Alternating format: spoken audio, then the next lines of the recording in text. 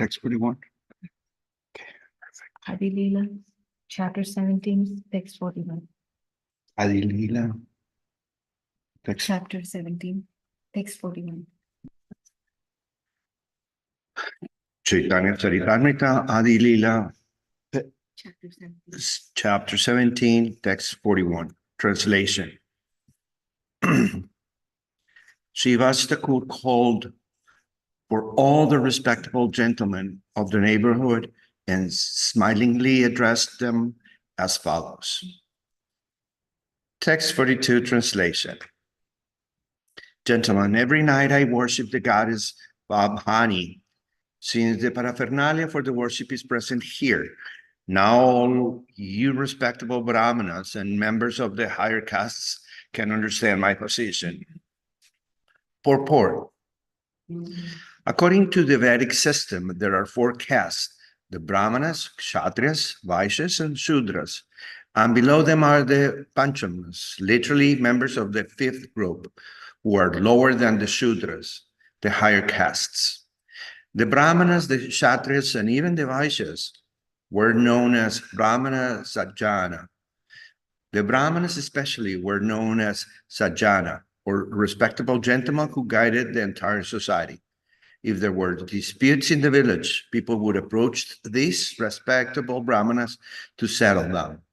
Now it is very difficult to find such Brahmanas and Sajjanas, and thus every village and town is so disrupted, there is no peace and happiness anywhere. To revive a fully cultured civilization, the scientific division of society into Brahmanas, Kshatriyas, and Vaishyas and Sudras must be introduced all over the world. Unless some people are trained as Brahmanas, there cannot be peace in human society. Text 43 translation. Then all the assembled gentlemen exclaimed, "What is this? What is this? Who has performed such mischievous activities? Who is that sinful man?" Text 44 translation.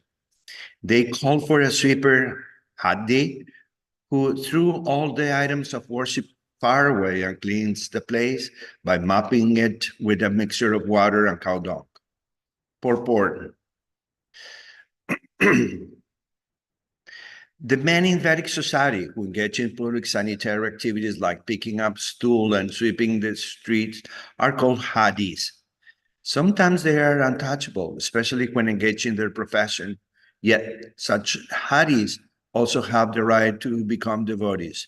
This is established by Srimad Bhagavad Gita 9:32, where the Lord declares, "Mamhi parta vyapas striya yepishu papayona yaha striyova shas tata sudras tepi yanti param gatem." O son of Pritha, those who have taken shelter in me, though they be of lower birth, women, Vaishyas, merchants, and Shudras, workers, can attain the supreme destination. There are many untouchables of the lower caste in India, but according to Vaishnava principles, everyone is welcome to accept this Krishna conscious movement on the spiritual platform of life, and thus be freed from trouble. Neither equality nor fraternity is possible on the material platform. When Lord Caitanya eclipsed Trinadapi Sunichana, Taroriva Sahishnuna, he indicates that one must be above the material conception of life. When one thoroughly understands that he is not the material body, but a spiritual soul, he is even humbler than a man of the lower castes, for he is spiritually elevated. Such humility, in which one thinks himself lower than the grass, is called Sunichatva. And being more tolerant than a tree is called Sahisnutva, forbearance. Being situated in devotional service, not caring for the material conception of life, is called Amanitva. indifference to material respect. Yet a devotee, though situated, is called manada, for the prepared to give honor to others without hesitation. Mahatma Gandhi started the Harijana movement to purify the untouchables, but he was a failure because he thought that one could become Harijana, person of the associated of the Lord, through some kind of material adjustment. That is not possible unless one fully realizes that he is not the body, but it is a spiritual soul. There's no question of becoming a Harijana. Those who do not follow in the footsteps of Lord Chaitanya Mahaprabhu and his disciplic succession cannot distinguish between matter and spirit, and therefore all their ideas are but a mixed up hodgepodge of problems. They are virtually lost in the bewildering network of Maya Devi. Text 45, translation.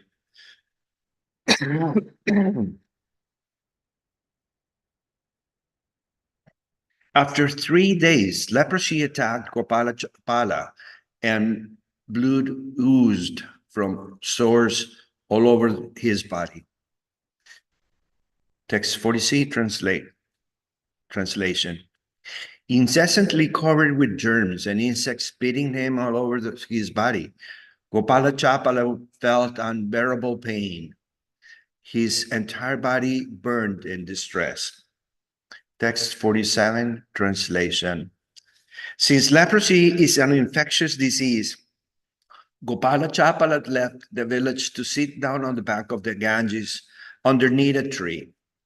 One day, however, he saw Chaitanya Mahaprabhu passing by and spoke to him as follows. Text 48, translation. My dear nephew, I am your maternal uncle in your village relationship. Please see how greatly this attack of leprosy has inflicted me. Text 49, translation. As an incarnation of God, you are delivered in so many fallen souls. I am also a greatly unhappy fallen soul. Kindly deliver me by your mercy. Purport. It appears that although Gopala was sinful, talkative, and insulting, he nevertheless had the qualifications of simplicity. Thus he believed Chaitanya Mahaprabhu to be the incarnation of the Supreme Personality of Godhead, who had come to deliver all fallen souls, and he appealed for his own deliverance, seeking the mercy of the Lord. He did not know, however, that the deliverance of the fallen does not consist on curing their bodily diseases, although it is also a fact that when a man is delivered from the material clutches, his material bodily diseases are automatically cured. Gopala simply wanted to be delivered from the body suffering of leprosy, but Sri Chaitanya, although accepting his sincere appeal, wanted to inform him of the real cause of suffering. Text 50, translation.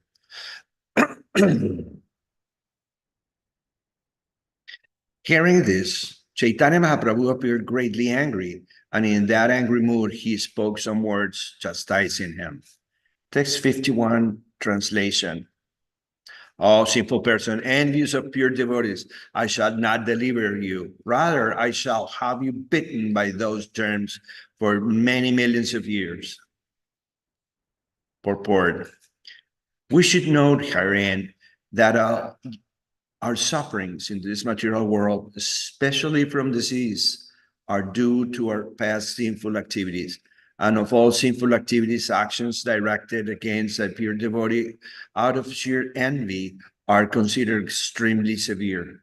Sri Chaitanya Mahaprabhu wanted Gopala to understand the cause of his suffering. Any person who disturbs a pure devotee engaged in broadcasting the holy name of the Lord is certainly punished like Gopala. This is the instructions of Sri Chaitanya Mahaprabhu.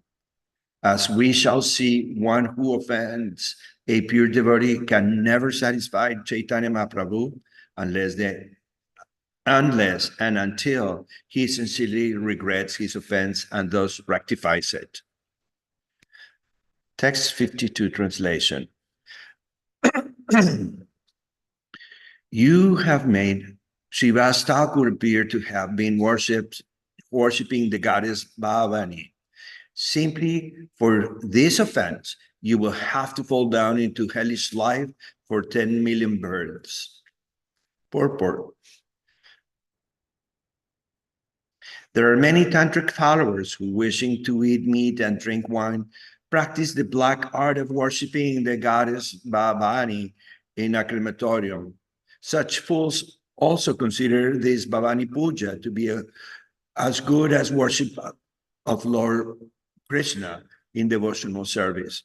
But such abominable tantric activities performed by so-called swamis and yogis are herein condemned by Lord Caitanya Mahāprabhu. He declares that such Bhavani Puja for drinking wine and eating meat quickly plunges one into hellish life. The method of worshiping itself is already hellish, and its result must also be hellish and nothing more. Many rascals say that whatever way one accepts, one will ultimately reach Brahma. Yet we can see from this verse how such persons reach Brahman. Brahman spreads everywhere, but appreciation of Brahman in different objects leads to different results. In the Bhagavad Gita, chapter 4, verse 11, the Lord says, Ye yatamam parpadyante thams tat aiva bhajami aham. I reward everyone according to his surrender unto me. Mayavadi certainly realized Brahman in certain aspects, but realization of Brahman in these aspects of wine, women, and meat is not the same realization of Brahman that devotees achieve by chanting, dancing, and eating prasadam. Mayavadi philosophers, being educated in paltry knowledge, think all sorts of Brahma realization, one and the same, and do not consider varieties. But although Krishna is everywhere, by his inconceivable potency, he is simultaneously not everywhere. Though the Brahman realization of the Tantric cult is not the same Brahman realization as that of pure devotees. Unless one reaches the highest point of Brahman realization, Krishna consciousness, he is unpunishable. All people except Krishna conscious devotees are to some proportion Pasandis or demons, and those they are punishable by the Supreme Lord, the personality of Godhead, as stated below. Text 53 translation. I have appeared in this incarnation to kill the demons, Pasandis, and after killing them to preach the cult of devotional service. Purport. Lord Chaitanya's mission is the same as that of Lord Krishna, which he stated in the Bhagavad Gita, chapter 4, verses 7-8. Yada yada hi dharmasya glanirvavati bharata abhyudanam adharmasya tadadmanam sri jamiyaham. Paritranya sadhunam vinasaya cha dukshritam dharma samstava panarthaya sambhavani yuge yuge. Whenever and whenever there is a decline in religious practice, or descendant of Bharat, and a predominant rise of irreligion, at that time I descend myself in order to deliver the pious and to annihilate the miscreants, as well as to reestablish the principles of religion. I advent myself millennium after millennium. As explained here, the real purpose of an incarnation of Godhead is to kill the atheist and maintain dead devotees. He does not say, like so many rascals incarnations, that atheists and devotees are on the same platform. Sri Caitanya Mahāprabhu, or Lord Krishna, the real personality of Godhead, does not advocate such an idea. Atheists are punishable, whereas devotees are to be protected. To maintain this principle is this mission of all avatars or incarnations. One must therefore identify an incarnation by his activities, not by popular votes or mental concoctions. Sri Caitanya Mahaprabhu gave protection to devotees and killed many demons in the course of his preaching work. He specifically mentioned that the Mayavadi philosophers are the greatest demons. Therefore, he warned all others not to hear the Mayavadi philosophy. Mayavadi vyasa sunile haya sarvanasa. Simply by hearing the Mayavadi interpretation of the Shastras, one is doomed. Caitanya Charitamrta Madhya Lila 6, 169. Text 54 translation. After saying this, after saying this, the Lord left to take his bath in the Ganges, and that sinful man that didn't give up his life but continued to suffer. Purport. It appears that an offender to a Vaishnava continues to suffer and does not give up his life. We have actually seen that a great Vaishnava Aparad continuously suffered so much that it was difficult for him to move, and yet he did not die. Text 55 and 66, translation. When Sri Caitanya, after accepting the renounced order of life, went to Jagannath Puri and then came back to the village of Kuliya, upon his return, that sinful man took shelter of the Lord's lotus feet. The Lord, being merciful to him, gave him instructions for his benefit. Purport. Srila Bhaktisiddhanta Saraswati Thakur in his Anubhasya has given the following note in connection with the village Kulia. The village, originally known as Kulia, has developed into what is known the city of Navadvip. In various authorized books like the Bhaktira Nakara, Caitanya Charita Mahakavya, Caitanya Chandroya Nataka, and Caitanya Bhagavat, it is mentioned that the village of Kulia is on the western side of the Ganges. Even now, within the area known as Kauladvip, there is a place known as Kuliaganj and a place called Kuliarada, both within the jurisdiction of the present municipality of Navadvip. In the time of Lord Chaitanya Mahaprabhu, the two villages on the western side of the Ganges, named Kulia and Pahadupara, both belonged to the jurisdiction of Mahiparadvip. At that time, the place in the eastern side of the Ganges, now known as Antarip, was known as Navadvip. At that time, the place on the eastern side of the Ganges, now known as Antardvip, was known as Navadvip. At Sri Mayapur, that place is still known as Dviperamat. There is another place on the name of Kulia near Kanchadapa, but it is not the same Kulia mentioned here. It cannot be accepted as Aparad Banjara Pata, or the place where the offense was excused, for that occurred in the above mentioned Kulia on the western side of the Ganges. For business reasons, many envious persons oppose excavations of the real place, and sometimes they advertise unauthorized places as the authorized one. Text 57 and 58 translation.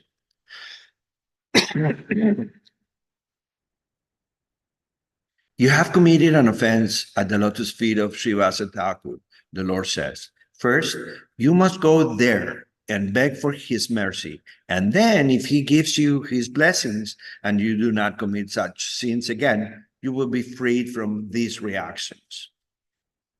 Text 57 translation.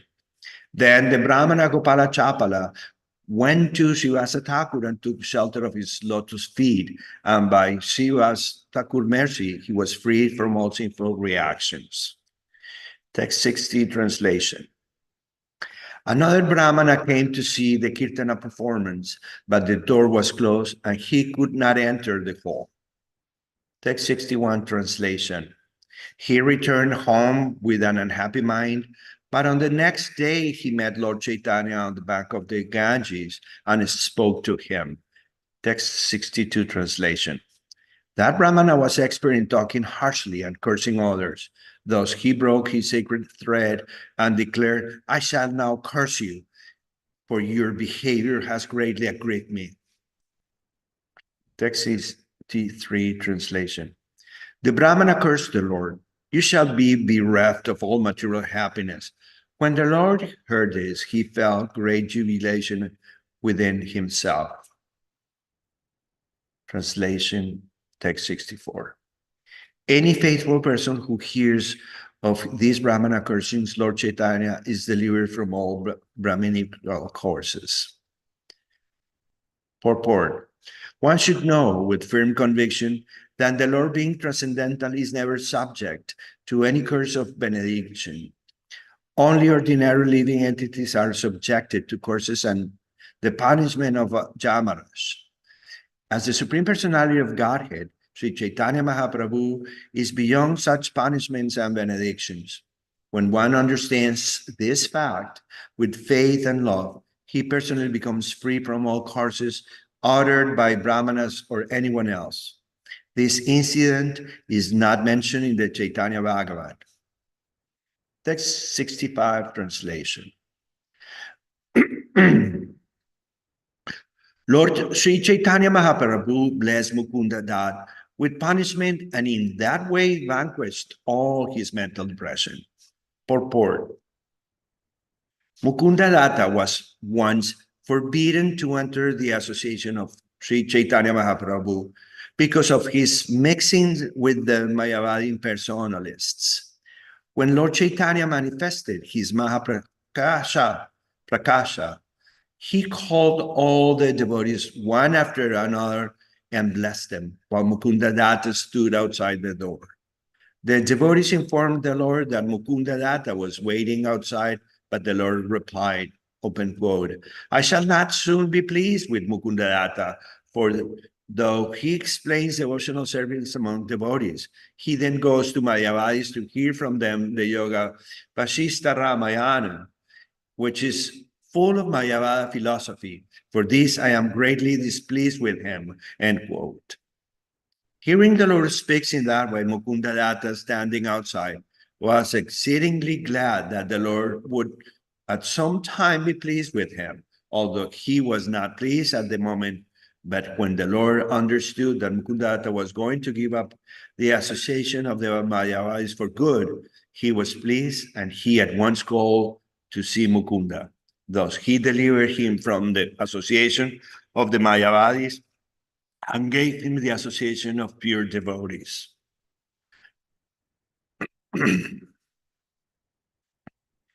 Text 66, translation. Lord Chaitanya respected Advaitacharya as his spiritual master, but Advaitacharya Prabhu was greatly aggrieved with such behavior. Text 66, translation. Thus, he whimsically began to explain the path of philosophical speculation, and the Lord, in his anger, seemingly disrespected him. Text 68, translation. At that time, Advaitacharya was greatly pleased. The Lord understood this, and he was somewhat ashamed, but he offered Advaitacharya his benediction. Purport. Advaitacharya was a disciple of Madhavendra Puri, Ishvara Puri's spiritual master. Therefore, Ishvara Puri, the spiritual master of Sri Chaitanya Prabhu, was Advaitacharya's god brother. In view of this, Sri Chaitanya Mahaprabhu treated Advaitacharya as his spiritual master, but Sri Advaitacharya didn't like the behavior of Lord Chaitanya, for he wanted to be treated as his eternal servant. Advaita's Prabhu's aspiration was to be a servant of the Lord, not his spiritual master. He therefore devised a plan to antagonize the Lord. He began to explain the path of philosophical speculation in the midst of some unfortunate Mayavadis. And when Lord Chaitanya Mahaprabhu heard about this, he immediately went there and in a very angry mood began to beat Advaitacharya. At that time, Advaitacharya, greatly pleased, began to dance, saying, "Just see how my desire has now been fulfilled. Lord Chaitanya Mahaprabhu used to treat me honorably for so long, but now he is treating me neglectfully. This is my reward. His affection for me is so great that he wanted to save me from the hands of the Mayavadis." Hearing this statement, Lord Chaitanya Mahaprabhu was somewhat ashamed, but he was very pleased with the Advaitacharya. Text 69 translation. Murari Gupta was a great devotee of Lord Ramachandra. When Lord Chaitanya heard Lord Ramachandra's glories from his mouth, he immediately wrote on his forehead, Ramadas, the eternal servant of Lord Ramachandra. Text 70, translation. Once Lord Chaitanya Mahaprabhu went to the house of Sridhara. After Kirtana drank water from his damaged iron pot, then he bestowed his benediction upon all the devotees according to their desires. Purport.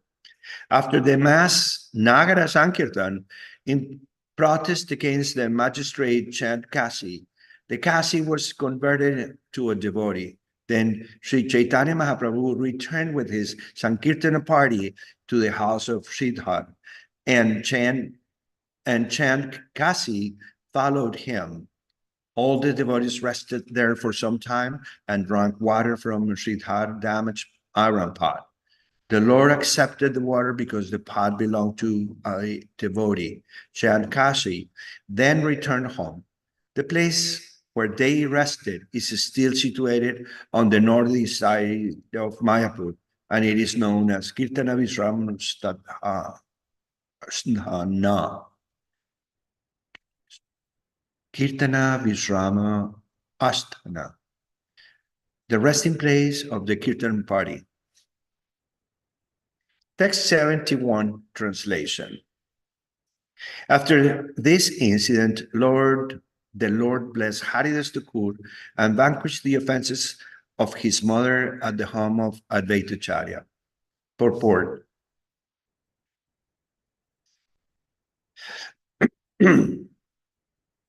On the Mahaprakasha day, Lord Chaitanya Mahaprabhu embraced Haridas Thakur and informed him that he has none other than an incarnation of Prahlad Maharaj.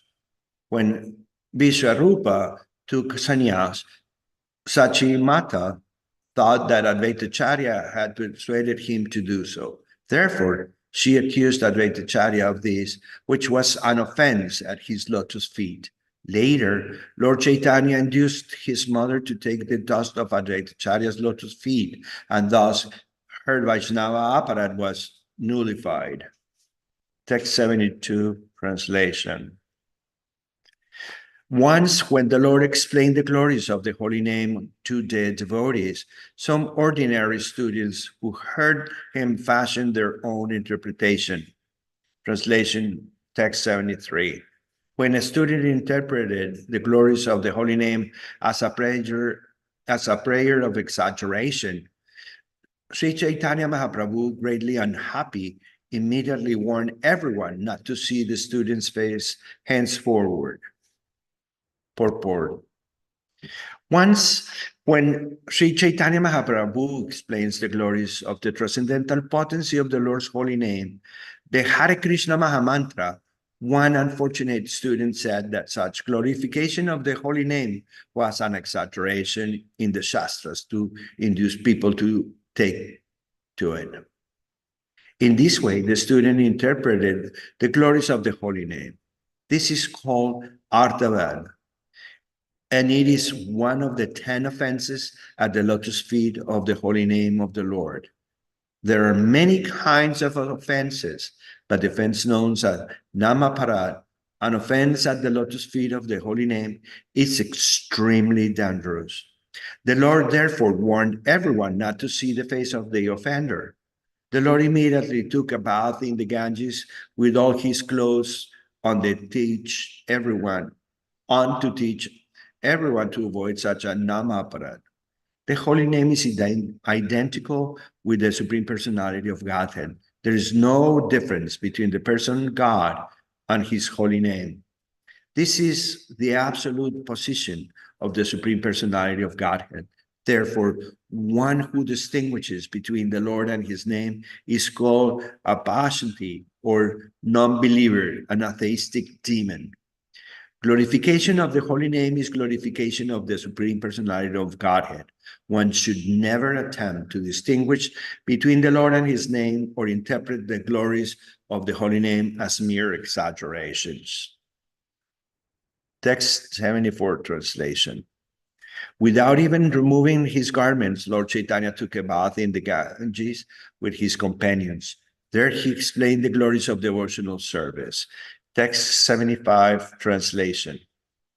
By following the paths of a speculative philosophical knowledge, curative activities, or mystic yoga to control the senses, one cannot satisfy Krishna, the Supreme Lord. Unalloyed devotional love for Krishna is the only cause for the Lord's satisfaction. Text 76 translation.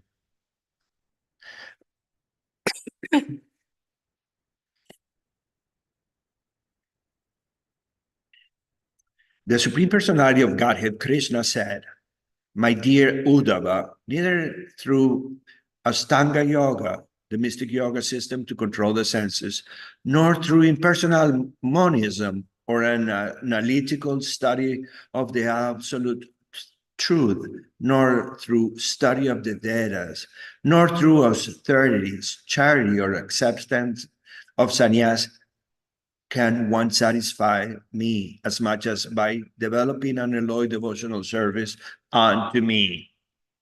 Purport.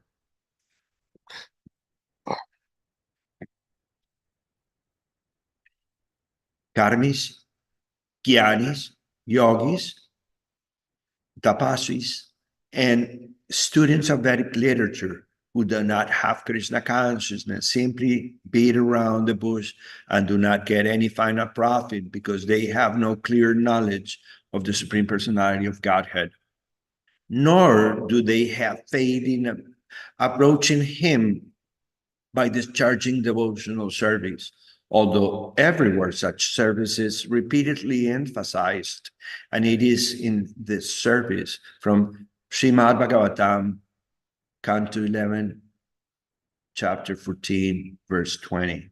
The Bhagavad Gita, chapter 18, verse 55, also declares, Bhaktyamam abhijanti javanyas chasmi tattvaha. One can understand the Supreme Personality as he is only by devotional service. If one wants to understand the Supreme Personality factually, he must take to the path of devotional service and not waste time in profitless philosophical speculation, furtive activities, mystic yogi practices, or severe austerities and penances. Elsewhere, in the Bhagavad Gita, chapter 12, verse 5, the Lord confirms, Klesho di gattarastesham avyakta shakta chetam sam. For those whose mind are attached to the unmanifested impersonal feature of the Supreme, advancement is very troublesome. People who are attached to the impersonal features of the Lord are obliged to take great trouble, yet nevertheless they cannot understand the absolute truth. As explained in Srimad Bhagavatam, Canto 1,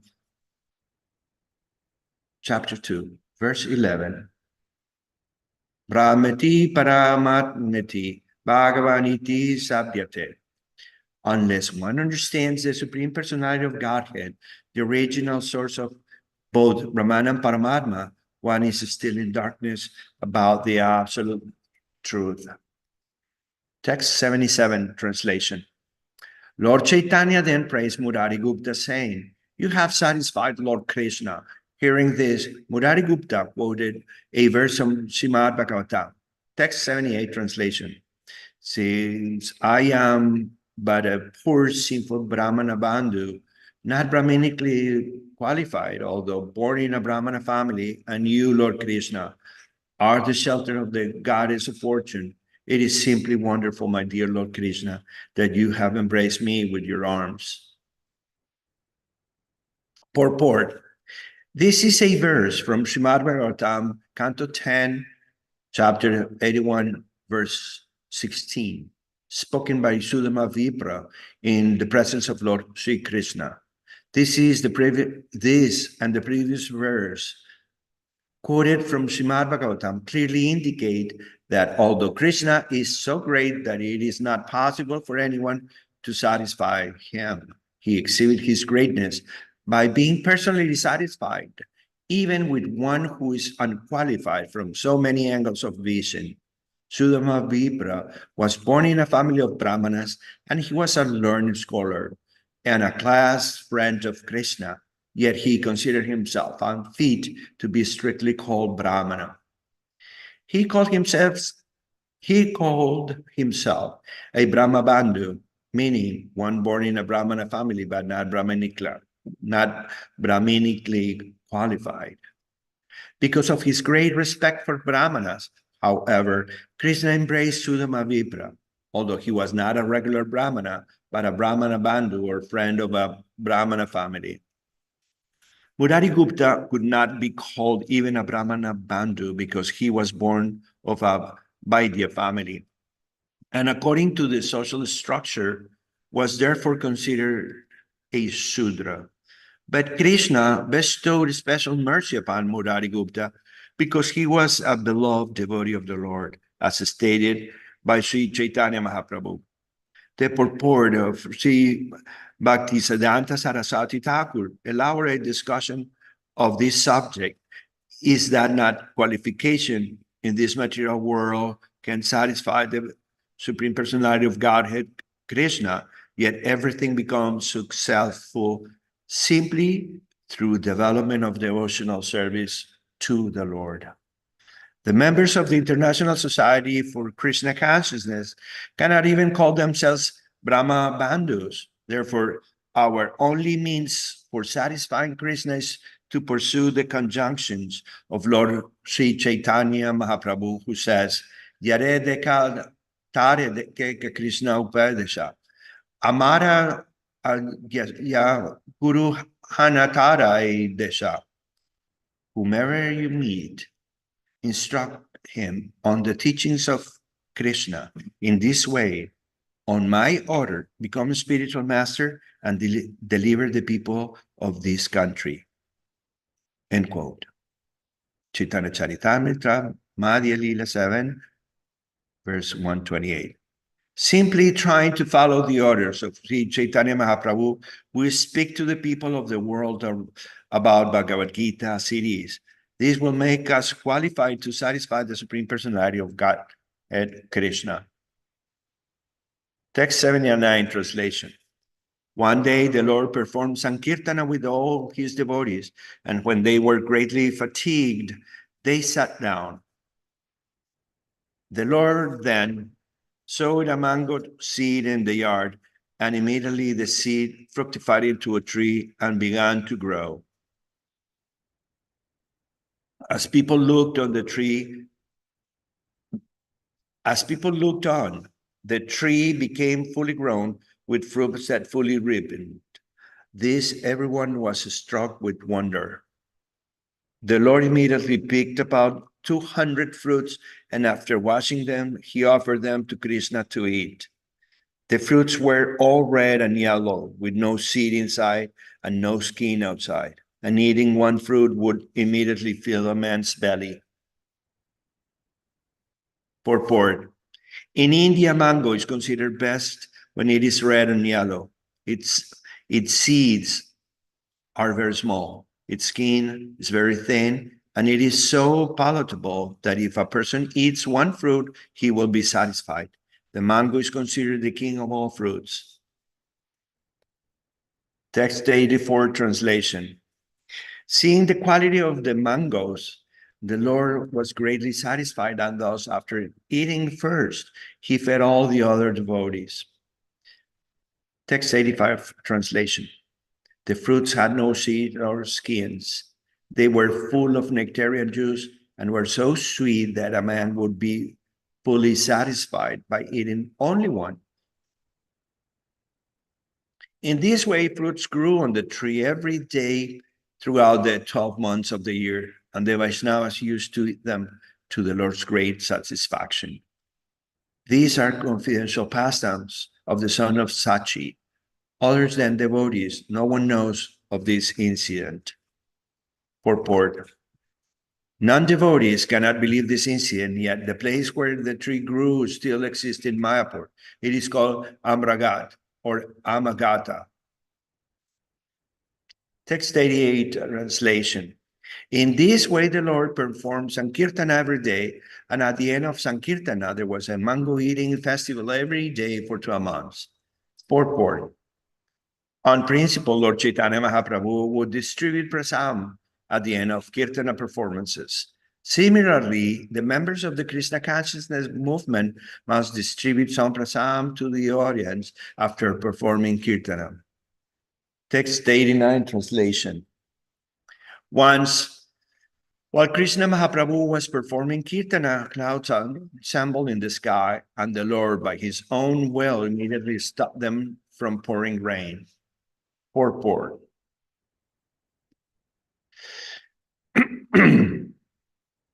In this connection, Srila Bhakti Vinod Thakur says that once when Lord Chaitanya was performing Sankirtana, a short way from the village, some clouds appeared overhead. By the supreme will of the Lord, the clouds were asked to disperse, and they did. Because of this incident, that place is still known as Mahāprabhu. Since the course of the Ganges has now changed, the village of the name Belapukuria, which was formerly situated in a different place called Taranavas, has now become as Mahāprabhu. The Maya Kanda of Srila Lochana Das Thakur, Chaitanya Mangala, also relates that once at the end of the day, when the evening clouds assembled overhead and thundered threateningly, all the Vaishnavas were very much afraid, but the Lord took his kartalas in his hand and personally began chanting the Hare Krishna mantra, looking up towards the sky as if to direct the demigods of the higher planets. Thus all the assembled clouds dispersed, and as the sky became clear with the moon rising, the Lord began dancing very happily with his jubilant and satisfied devotees. Text 90 translation. One day, the Lord ordered Srivas Thakur to read the Brihat Saharsranam, the 1,000 names of Lord Vishnu, for he wanted to hear them at that time. Text 91 translation. As he read the 1,000 names of the Lord, in due course the holy name of Lord Narasimha appeared. When Chaitanya Mahaprabhu heard the holy name of Lord Narasimha, he became fully absorbed in thought. Purport. The Chaitanya Mangala Madhya Kanda described this incident as follows. Srivasa Pandit was performing the Shraddha ceremony for his father, and as is customary, he was hearing the 1,000 names of Lord Vishnu. At that time, Gaura Hari, Lord Chaitanya, appeared on the scene, and he also began to hear the 1,000 names of Lord Vishnu with full satisfaction. When he thus heard the holy names of Lord Narasimha, Lord Chaitanya became absorbed in thought and he became angry, like Lord Narasimha Prabhu in his angry mood. His eyes became red. His bodily hair stood on end, and all the parts of his body trembled, and he made a thundering sound. All of a sudden, he took up a cloth, and people became greatly afraid, thinking, we do not know what kind of offense we have now committed. But then Sri Chaitanya Mahaprabhu adjusted his thoughts and sat down on his seat. Text 92 translation. In the mood of Lord Narasimhadev, Lord Chaitanya ran through the city streets, club in hand, ready to kill all the atheists. Text 93 translation. Seeing him appearing very fierce in the ecstasy of Lord Narasimha, people ran from the streets and fled here and there, afraid of his anger. Seeing the people so afraid, the Lord came to his eternal senses and thus returned to the house of Srivastakur and threw away the club.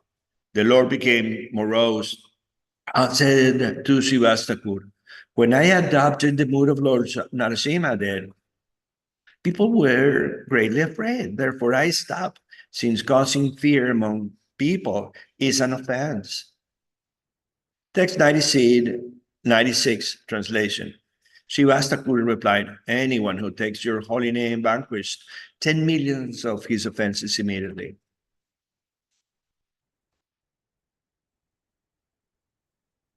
Text 97 translation. There was no offense in your appearing as Narasimha there. Rather, any man who saw you in that mood was immediately liberated from the bondage of material existence. Text 98.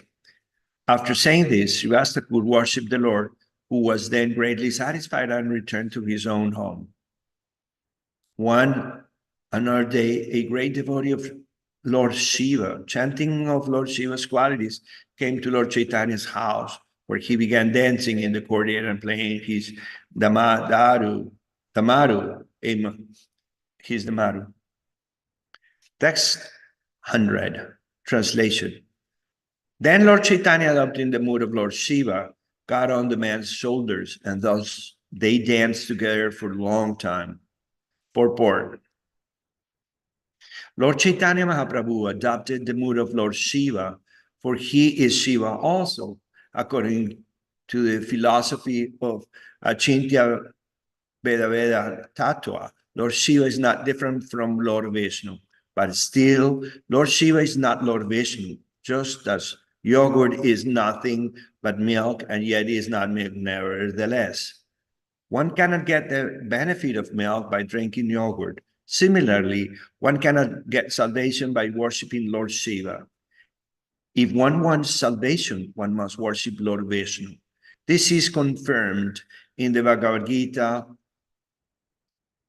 chapter 9, verse 4. Mastani sarva bhutani na chaham tesha vastitaha. Everything is resting on the Lord, for everything is his energy, yet he is not everywhere. Lord Chaitanya, adopting the mood of Lord Shiva, is not extraordinary, but one should not therefore think that by worshiping Lord Shiva, one is worshiping Lord Chaitanya. That would be a mistake. Text 101 translation. On another day, a mendicant came to beg alms from the Lord's house, but when he saw the Lord dancing, he also began dance. He danced with the Lord because he was favored by love of Krishna. Thus he flowed in the mellows of love of Godhead. On another day, an astrologer came who was said to know everything, past, present, and future. Thus Sri Chaitanya Mahaprabhu received him with all honor and put these questions before him. Purport. Brahmanas generally used to become astrologers, Ayurvedic physicians, teachers, and priests. Although highly learned and respectable, such Brahmanas went from door to door to distribute their knowledge. A Brahmana would first go to a householder home to give information about the functions to be performed on a particular tithi or date. But if there were sickness in the family members would consult the Brahmana as a physician, and the Brahmana would give instructions on some medicine. Often, since the Brahmanas were experts in astrology, people would also be greatly inquisitive about their past, present, and future. Although the Brahmana appeared at Lord Chaitanya's house as a beggar, Lord Chaitanya Mahaprabhu received him with great respect because he was a qualified Brahmana who knew the astrological science perfectly. Although Brahmanas would go door to door just like beggars, they were honored as very respectable guests. This was the system in Hindu society 500 years ago, during the time of Chaitanya Mahaprabhu. This system was current even 100 years ago, even 50 or 60 years ago.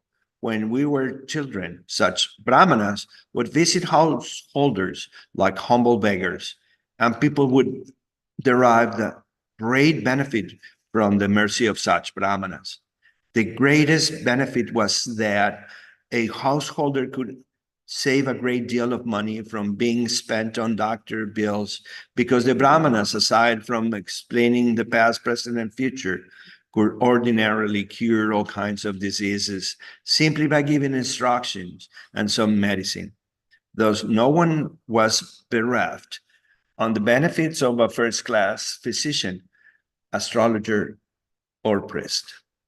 The important members of ISKCON should give careful attention to our Dallas school, where children are being taught Sanskrit and English to become perfect Brahmanas.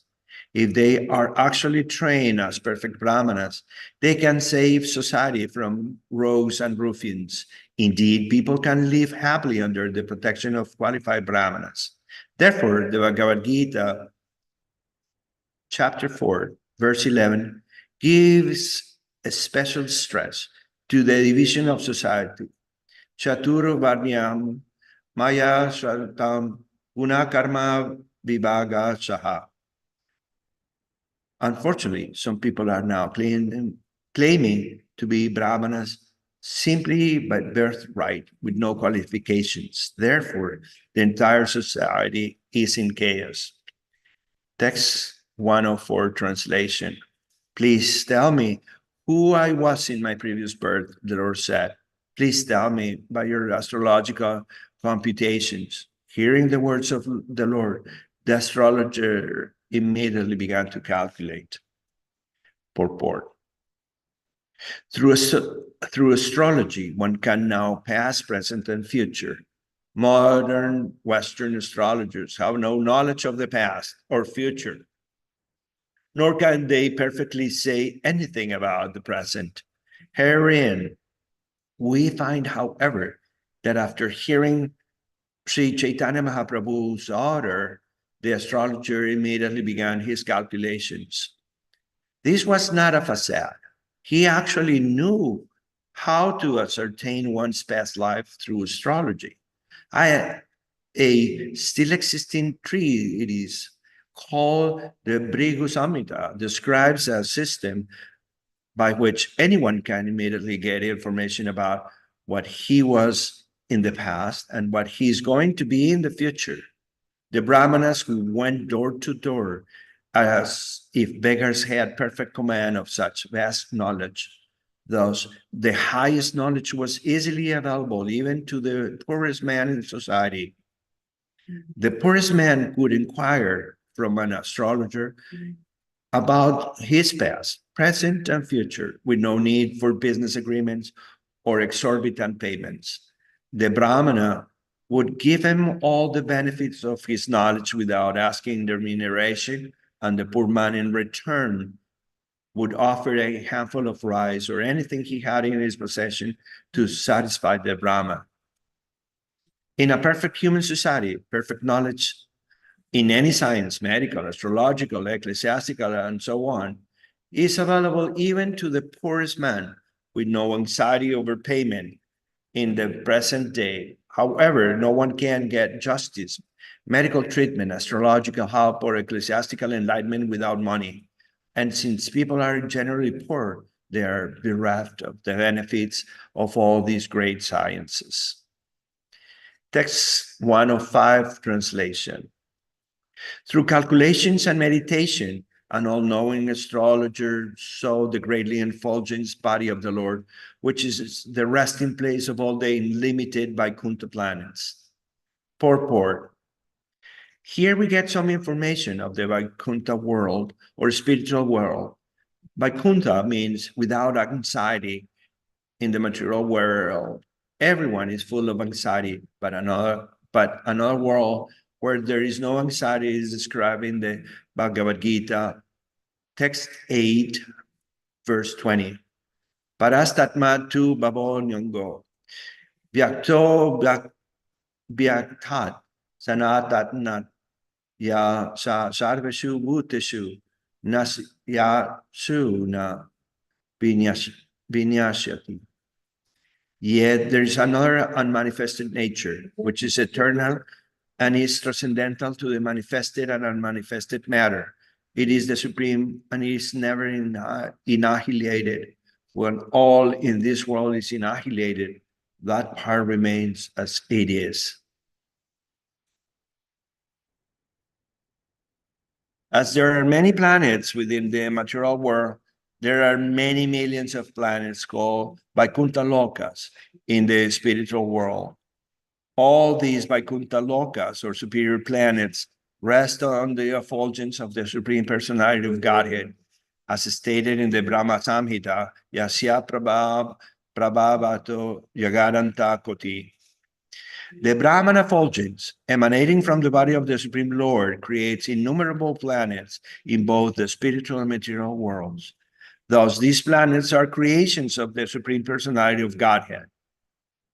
The astrologers saw Caitanya Mahāprabhu to be the very same personality of Godhead. We cannot just imagine how learned he was, yet he was traveling door to door, just like an ordinary beggar, for the highest benefit of the human society. Text 106, translation. Seeing Lord Caitanya Mahāprabhu to be the same absolute truth, the Supreme Brahman, the Supreme Personality of Godhead, the astrologer was confused.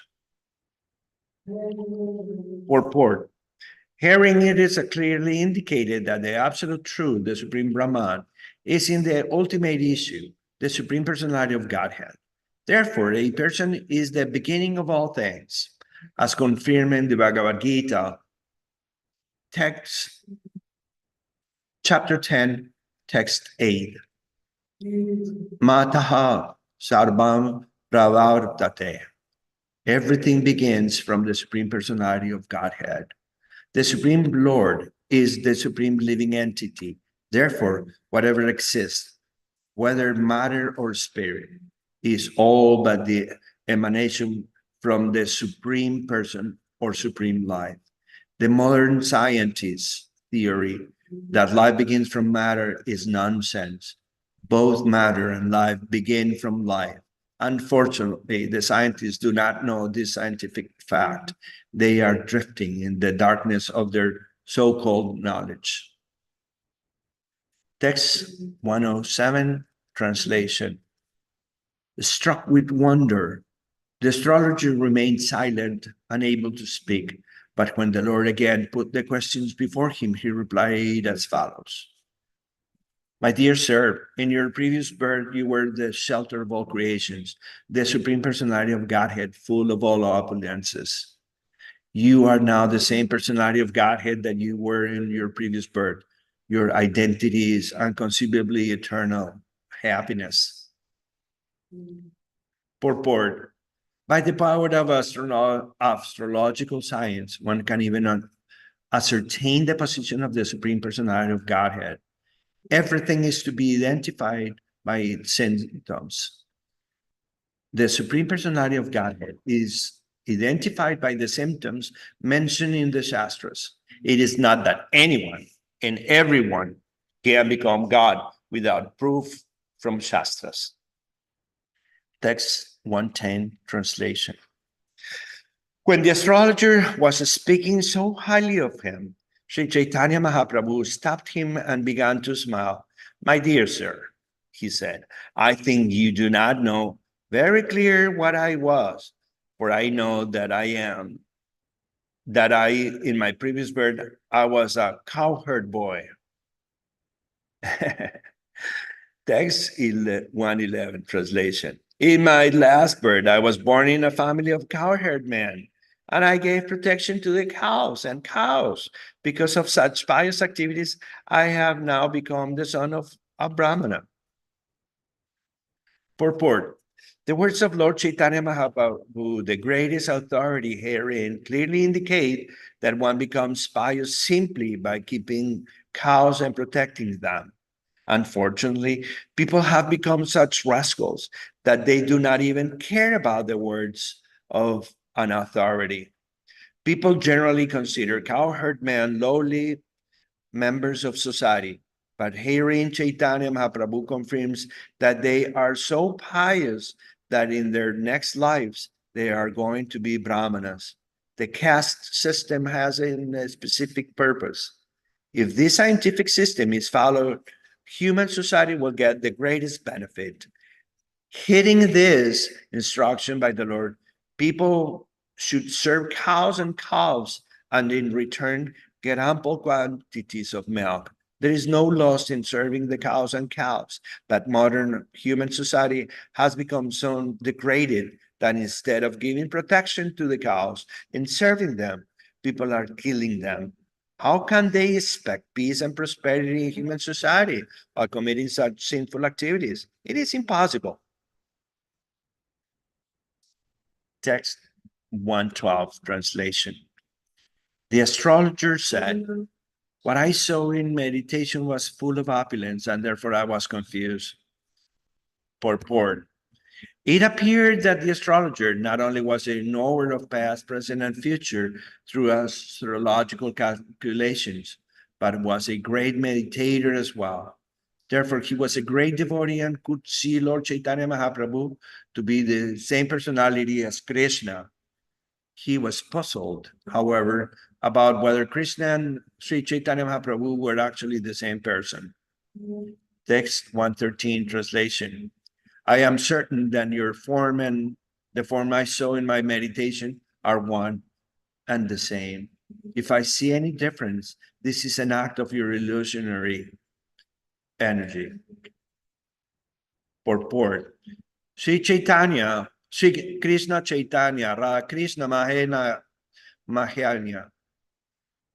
In the vision of a perfect devotee, Lord Chaitanya Mahaprabhu is a combination of Radha and Krishna. One who sees Lord Chaitanya to be different from Krishna is under the illusory energy of the Lord.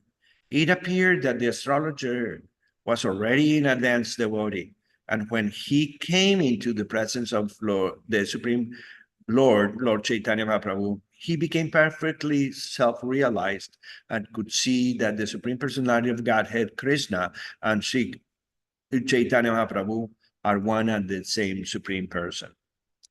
Text 114 translation. The all-knowing astrologer concluded, whatever you may be or whoever you may be, I offer my respectful obeisances unto you. By this causeless mercy, the Lord gave him love of Godhead, thus rewarding him from his service. Purport. The incident of Lord Chaitanya meeting the all-knowing astrologer is now mentioned in the Chaitanya Bhagavat, but we cannot therefore say that it didn't take place. On the contrary, we must accept the statement of Krishna Das Kaviraj Goswami that whatever the Chaitanya Bhagavat didn't mention, he has especially mentioned it in the Caitanya Charitamrta. Text 115 translation. One day the Lord sat down in the corridor of a Vishnu temple and began calling very loudly, bring some honey, bring some honey. Nityananda Prabhu Goswami, understanding the ecstasy mood of Sri Chaitanya Mahaprabhu, brought a pot of Ganges water as a token and put it before him. And after drinking the water, Lord Chaitanya became so ecstatic that he began to dance. Thus, everyone saw the pastime of attracting the river Yamuna. Purport. Yamuna Karshana Lila is the pastime of attracting the Yamuna. One day, Sri Baladeva wanted the Yamuna river to come before him. And when the river Yamuna refused, he took his plow, wanting to dig a canal so that the Yamuna would be obliged to come there. Since Sri Chaitanya Mahaprabhu is the original form of Baladev, in his ecstasy, he asked everyone to bring honey. In this way, all the devotees standing there saw the Yamuna Karshana Lila, and this Lila, Baladev was accompanied by his girlfriends. After drinking a honey beverage called Baruni, he wanted to jump onto the Yamuna and swim with the girls. It is stated in the Srimad Bhagavatam, Canto 10, chapter 65, verses 25 to 30 and 33. That Lord Baladev asked the Yamuna to come near, and when the river disobeyed the order of the Lord, he became angry and thus wanted to snatch her near to him with his plow. The Yamuna, however, very much afraid of Lord Balaram's anger, immediately came and surrendered unto him, praying to the Lord, the Supreme Personality of Godhead, and admitting her fault. She was then excused. This is the sum of substance of the Yamuna Karshana Lila. The incident is also described in the prayer of Gayadev Goswami concerning the 10th incarnations. Bahasiva Pusi Vishade Basanam Jaladabam Alahati Viti Milita Jamuna Bam Kesava Drita Haladara Rupa Jaya Jagarisha Hare. Isha Hare. Text 111 translation. When the Lord, in his ecstasy of Bala, was moving as if intoxicated by the beverage, Advaita Acharya, the chief of the Acharyas, Acharya Chakar, saw him in the form of Bala. Text 111 translation. Banamali Acharya saw a golden plow in the hand of Balaram, and the devotee all assembled together and danced, overwhelmed by ecstasy.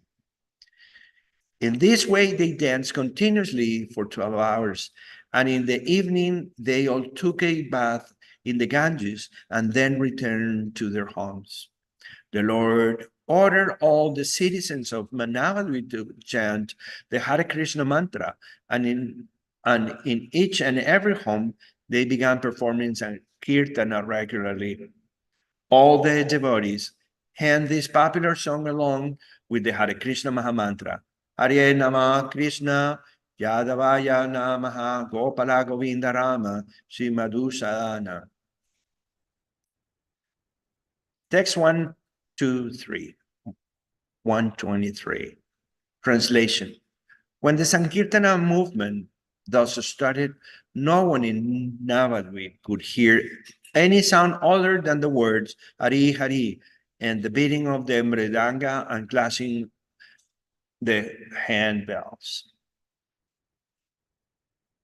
Purport. The International Society of for Krishna Consciousness now has its world center in Navadvip, Mayapur. The managers of this center should see that 24 hours a day there is chanting of the holy names of the Hare Krishna Mahamantra with the addition of Arya Nama Krishna Jadavaya Namaha. For this song was a favorite of Sri Chaitanya Mahaprabhu's. But all such Sankirtana must be preceded by the chanting of the holy names of the 5 tattvas. Sri Krishna Chaitanya Prabhu Nityananda, Sri Advaita Gadadhara, Srivasadi Gaura Bhaktivinoda. We are already accustomed to chant these 2 mantras, Sri Krishna Chaitanya Prabhu Nityananda, Sri Advaita Gadadhara, Srivasadi Gaura Bhaktivinoda, and Hare Krishna, Krishna Krishna, Hare Hare, Hare Rama, Rama Rama, Hare Hare. Now, after these, the other two lines, namely Hare Nama Krishna Ya Davaya Namaha, Gopala Govinda Rama, Sri Madhu Sudana, should be added, especially in Mayapur. Chanting of these 6 lines should go on so perfectly well that no one there hears any vibration other than the chanting of the holy names of the Lord. That will make the center spiritually all perfect. Text 124 translation. Hearing the resounding vibration of the Hare Krishna mantra, the local Muslims, greatly angry, submitted a complaint to the Kashi. Purport. The Haujadara, or city magistrate, was called the Kashi, or Kaji. The Jamidaras, Samindars, or landholders, mandaleras, levied taxes on the land, but keeping law and order and punishing criminals was the duty entrusted to the Kashi, or Kaji. Both the Kaji and the landholders were under the control of the governor of Bengal, which is that time was known as Subhabangala. The district of Madhya, Islampura, and Bagoyana were all under the Zamindar named Harihoda and his descendants known as Hoda Krishnadas. It is said that Chand Kanji was the spiritual master of Nawab Hussain Shah. According to one opinion, his name was Maulana Sirajuddin. Mulana Sirajuddin. And according to another, his name was Habibara Rahamana. Descendants of Chandkaji are still living in the vicinity of Mayapur. People will go to see the tomb of Chandkaji, which is underneath a champaka tree and is known as Chandakaji Samadhi. Text 125 translation. Chandakaji angrily came to one home in the evening, and when he saw Kirtana going on, he broke a miridanga and spoke as follows. For so long you didn't follow the regulative principles of the Hindu religions, but now you're following them with great enthusiasm. May I know by whose strength you're doing so? Purport of text 126.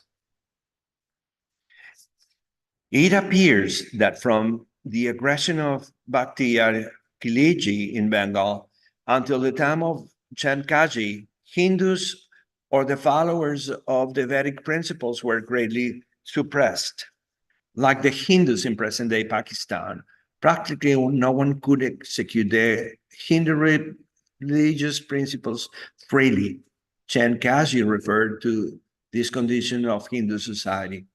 Formerly, the Hindus had not been straightforward in executing their Hindu principles, but now they were freely chanting the Hare Krishna mantra.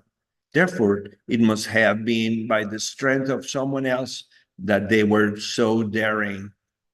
Actually, that was the fact. Although the members of the so-called Hindu society had followed the social customs and formulas, they had practically forgotten to execute their religious principles strictly. But with the presence of Sri Caitanya Mahāprabhu, they actually began following the regulative principles according to his order. That order is still existing, and everywhere, anywhere, in all parts of the world, one can execute it. That order is to become a spiritual master under the direction of Caitanya Mahāprabhu by following the regulative principles, chanting daily at least 16 rounds of the Hare Krishna Maha Mantra, and preaching the cult of Krishna consciousness all over the world.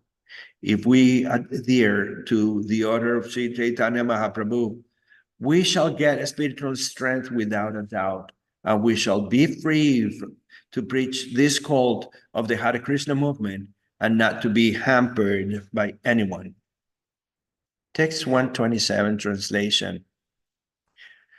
No one should perform Sankirtana on the streets of the city. Today I am executing the offense and returning home.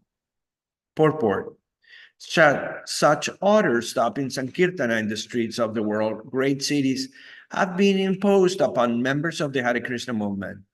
We have hundreds of centers all over the world, and we have been specifically persecuted in Australia and in most cities of the Western world.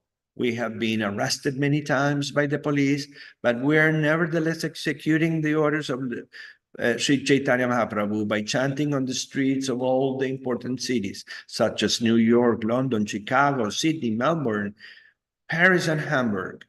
We must remember that such incidents took place in the past 500 years ago, and the fact that they are still going on indicates that our Sankirtana movement is really authorized. For if Sankirtana were an insignificant material affair, demons would not object to it. The demons of the time tried to obstruct the Sankirtana movement started by Caitanya Mahaprabhu. Similarly, demons are trying to obstruct the Sankirtana movement, and we're executing all over the world. And this proves that our Sankirtana movement is still pure and genuine, following the footsteps of Lord Caitanya Mahaprabhu. Text 128 translation. The next time I see someone performing such Sankirtana, I shall certainly chastise him by not only confiscating all his property, but also converting him into a Muslim. Purport. To convert a Hindu into a Muslim was an easy affair in those days. If a Muslim simply sprinkled water on the body of a Hindu, it was supposed that the Hindu had already become a Muslim. During the transition of the British in Bangladesh during the last Hindu-Muslim riots, many Hindus were converted into Muslims by having cow's flesh forcibly pushed into their mouths. Hindu society was so rigid at the time of Lord Chaitanya that if a Hindu were converted into a Muslim, there was no chance of his being performed. In this way, the Muslim population in India increased. None of the Muslims came from outside. Social customs somehow or other forced Hindus to become Muslims with no chance of returning to Hindu society. Emperor Aurangzeb also inaugurated a tax that Hindus had to pay because of their being Hindus. All the poor Hindus of the lower caste voluntarily became Muslims to avoid the tax. In this way, the Muslim population in India increased. Chand Kazi threatened to convert the people into Muslims by the simple process of sprinkling water on their bodies. Text 129 translation. After saying this, the Kazi returned home, and the devotees greatly shocked that they were forbidden to chant Hare Krishna, submitted their grief to Lord Chaitanya Mahaprabhu. Lord Chaitanya ordered, "Go performing Sankirtana today, and I shall kill all the Muslims." Purport. Gandhi is known for having started a movement of non-violent civil disobedience in India. But about 500 years before him, Sri Chaitanya Mahaprabhu started his movement of non-violent civil disobedience to the order of Chand Kazi. It is not necessary to commit violence to stop the opposition from hindering a movement, for one can kill their demonic behavior with reason and arguments. Following in the footsteps of Lord Chaitanya Mahaprabhu, whenever there are obstacles, the Hare Krishna movement should kill the opposition with reason and arguments, and thus stop their demonic behavior. If we become violent in every case, it would be difficult for us to manage our affairs. We should therefore follow in the footsteps of Lord Chaitanya Mahaprabhu, who disobeyed the order of Chand Kazi, but subdued him with reasons and argument. Text 131 translation. Returning home, all the citizens began performing Sankirtana, but because of the order of the Kashi, they were not carefree but always full of anxiety. Understanding the anxiety within the people's mind, the Lord called them together and spoke to them as follows. In the evening, I shall perform Sankirtana in each and every town. Therefore, you should all decorate the city in the evening. Purport. At the time, Navadvip was composed of 9 small cities. So the word Nagare Nagare are significant. Sri Chaitanya Mahaprabhu wanted to perform Kirtan in each of these neighboring towns. He ordered the city decorated with the function. Text 134 translation. In the evening, burn torchlights in every home. I shall give protection to everyone. Let us see what kind of Kashi comes to stop our Kirtana. In the evening, Lord Gaurasundara went out and formed 3 parties to perform Kirtana. Purport. This is a scheme for performing Kirtana in a procession. During Sri Chaitanya Mahaprabhu's time, one party was composed of 21 men, 4 people playing mridangas, 1 leading the chanting, and 16 others striking kartalas, responding to the leading chanter. If many men join the Sankirtana movement, they may follow in the footsteps of Lord Chaitanya Mahaprabhu and form different parties according to the time and the number of men available. Text 136. In the front party dance Thakur Haridas, and in the middle party dance Advaitacharya with great jubilation. Lord Gaurachandra himself danced in the rear party, and Sri Nityananda Prabhu moved with Lord Chaitanya's dancing. By the grace of Lord Srila Vrindavanadas Thakur has elaborately described this incident in his Chaitanya Mangala, now Chaitanya Bhagavat. Performing Kirtana is the way circumambulating through every nook and corner of the city. They finally reach the door of the Kashi. Murmuring in anger and making a roaring sound, the people under the protection of Lord Chaitanya became mad through such indulgence. Purport of text 140. The Kashi had issued an order not to perform Kirtana, congregational chanting of the holy name of the Lord. But when this was brought up to Lord Chaitanya Mahaprabhu, he ordered civil disobedience to the Kashi's order. Lord Chaitanya and all his devotees, naturally enthusiastic, although agitated, must have made a great noise with their loud cries. Text 141 translation. The loud sound of the chanting of the Hare Krishna mantra certainly made the Kashis very much afraid, and he hid himself within his room. And he hid himself within his room. Hearing the people thus protesting, murmuring in great anger, the Kashi would not come out of his home. Purport. The Kashi's order not to perform Sankirtana could stand only as long as there was no civil disobedience. Under the leadership of the Supreme Lord, Sri Chaitanya Mahaprabhu, the chanters, increasing in number, disobeyed the order of the Kashi. Thousands assembled together and formed parties, chanting the Hare Krishna Mahamantra and making a tumultuous sound of protest. Thus the Kashi was very much afraid, as naturally one should be under such circumstances. In the present day also, people all over the world may join together in the Krishna consciousness movement and protest against the present degraded governments of the world's godless society, which are based on all kinds of sinful activities. Srimad Bhagavatam states that in the age of Kali, thieves, rogues, and fourth-class people who have neither education nor culture capture the seats of governments to exploit the citizens. This is a symptom of Kali Yuga that has already appeared. People cannot feel secure about their lives and property.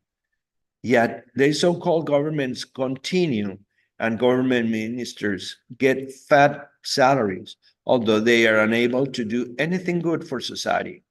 The only remedy for such condition is to enhance the Sankirtana movement under the banner of Krishna consciousness and protest against the sinful activities of all the world's governments. The Krishna consciousness movement is not a sentimental religious movement. It is a movement for the reformation of all the anomalies of human society. If people take to it seriously, discharging these duties scientifically, as ordered by Lord Sri Caitanya Mahāprabhu, the world will see peace and prosperity instead of being confused and hopeless under useless governments. There are always rogues and thieves in human society, and as soon as a weak government is unable to execute its duties, these rogues and thieves come out to do their business. Thus, the entire society becomes a hell and fit for gentlemen to live in. There is an immediate need for a good government, a government by the people with Krishna consciousness. Unless the masses of people become Krishna conscious, they cannot be good men. The Krishna consciousness movement that Sri Chaitanya Mahaprabhu started by chanting the Hare Krishna Mahamantra still has its potency. Therefore, people should understand it seriously and scientifically and spread it all over the world. The Sankirtana movement started by Sri Chaitanya Mahaprabhu is describing the Chaitanya Bhagavat Madhya Kanda, 23rd chapter, beginning with the verse 241, which states, open quote, "My dear Lord, let my mind be fixed at your lotus feet," end quote. Following Lord Chaitanya's chanting, all the devotees reproduced the same sound he chanted. In this way, the Lord proceeded, leading the entire party on the strand roads by the bank of the Ganges. When the Lord came to his own gata, or bathing places, he danced more and more. Then he proceeded to Madhya Ghat. And this way, Sri Chaitanya Mahaprabhu, the Supreme Lord, who was known as Vishwambara, danced all over the banks of the Ganges. Then he proceeded to Barakona Ghat, then Nagarya Ghat, and traveling through Ganga Nagara, reached Simulya, a quarter at one end of the town. All these places surrounded Sri Mayapur. After reaching Simulya, the Lord proceeded towards the Kashi's house, and in this way, he reached the door of Chand Kashi. Text 142 translation. Naturally, some of the people who were very much agitated began to retaliate the Kashi's actions by wrecking his house and flower garden. Srila Vrindavana Das Thakur has elaborately described this incident. Thereafter, when Chaitanya Mahaprabhu reached the Kashi's house, he sat down by the doorway and sent some respectable persons to call for the Kashi. When the Kashi came, his head bowed down. The Lord gave him proper respect and a seat. Purport of text 144. Some of the men in the Sri Chaitanya Mahaprabhu civil disobedience movement were agitated because they could not control their minds. But the Lord was thoroughly peaceful, sober, and unagitated. Therefore, when the Kashis came down to see him, the Lord offered him proper respect and a seat because he was a respectable government officer. Thus, the Lord taught us by his personal behavior in pushing on our own Sankirtana movement of Krishna consciousness We might have to face difficult days, but we should always follow in the footsteps of Lord Sri Chaitanya Mahaprabhu and do the needful according to the time and circumstances. Text 145, translation. In a friendly way, the Lord said, "Sir, I have come to your house as your guest, but upon seeing me, you hid yourself in your room. What kind of etiquette is this?" 146, translation. The Kashi replied, "You have gone to my house in a very angry mood. To pacify you, I didn't come before you immediately, but kept myself hidden. Now that you have become pacified, I have come to you. It is my good fortune to receive a guest like your honor." Text 148. In our village relationship, Nilambara Chakravarti Thakur was my uncle. Such a relationship is stronger than a bodily relationship. Purport. In India, even the interior village, all the Hindus and Muslims communities used to live very peacefully by establishing a relationship between them. The young men called the elderly members of the village by the name Chacha or Kaka, uncle. And when a man of the same age called each other Dada, brother, the relationship was very friendly. There were even invitations from Muslim house to Hindu houses and from Hindu houses to Muslim houses. Both the Hindus and the Muslims accepted the invitations to go to one another's houses to attend ceremonial functions. Even until 50 or 60 years ago, the relationship between Hindus and Muslims was very friendly, and there were no disturbances. We do not find any Hindu-Muslim riot in the history of India, even during the days of the Muslims' rule over the country. Conflict between Hindus and Muslims were created by polluted politicians, especially foreign rulers, and thus the situation gradually became so degraded that India was divided into Hindustan and Pakistan. Fortunately, the remedy to unite not only the Hindus and Muslims, but all communities on all nations can still be implemented by the Hare Krishna movement on the strong basic platform of law of Godhead. Text 149, translation. Nilambara Chakravarti is your maternal grandfather, and by this relationship, you are thus my nephew.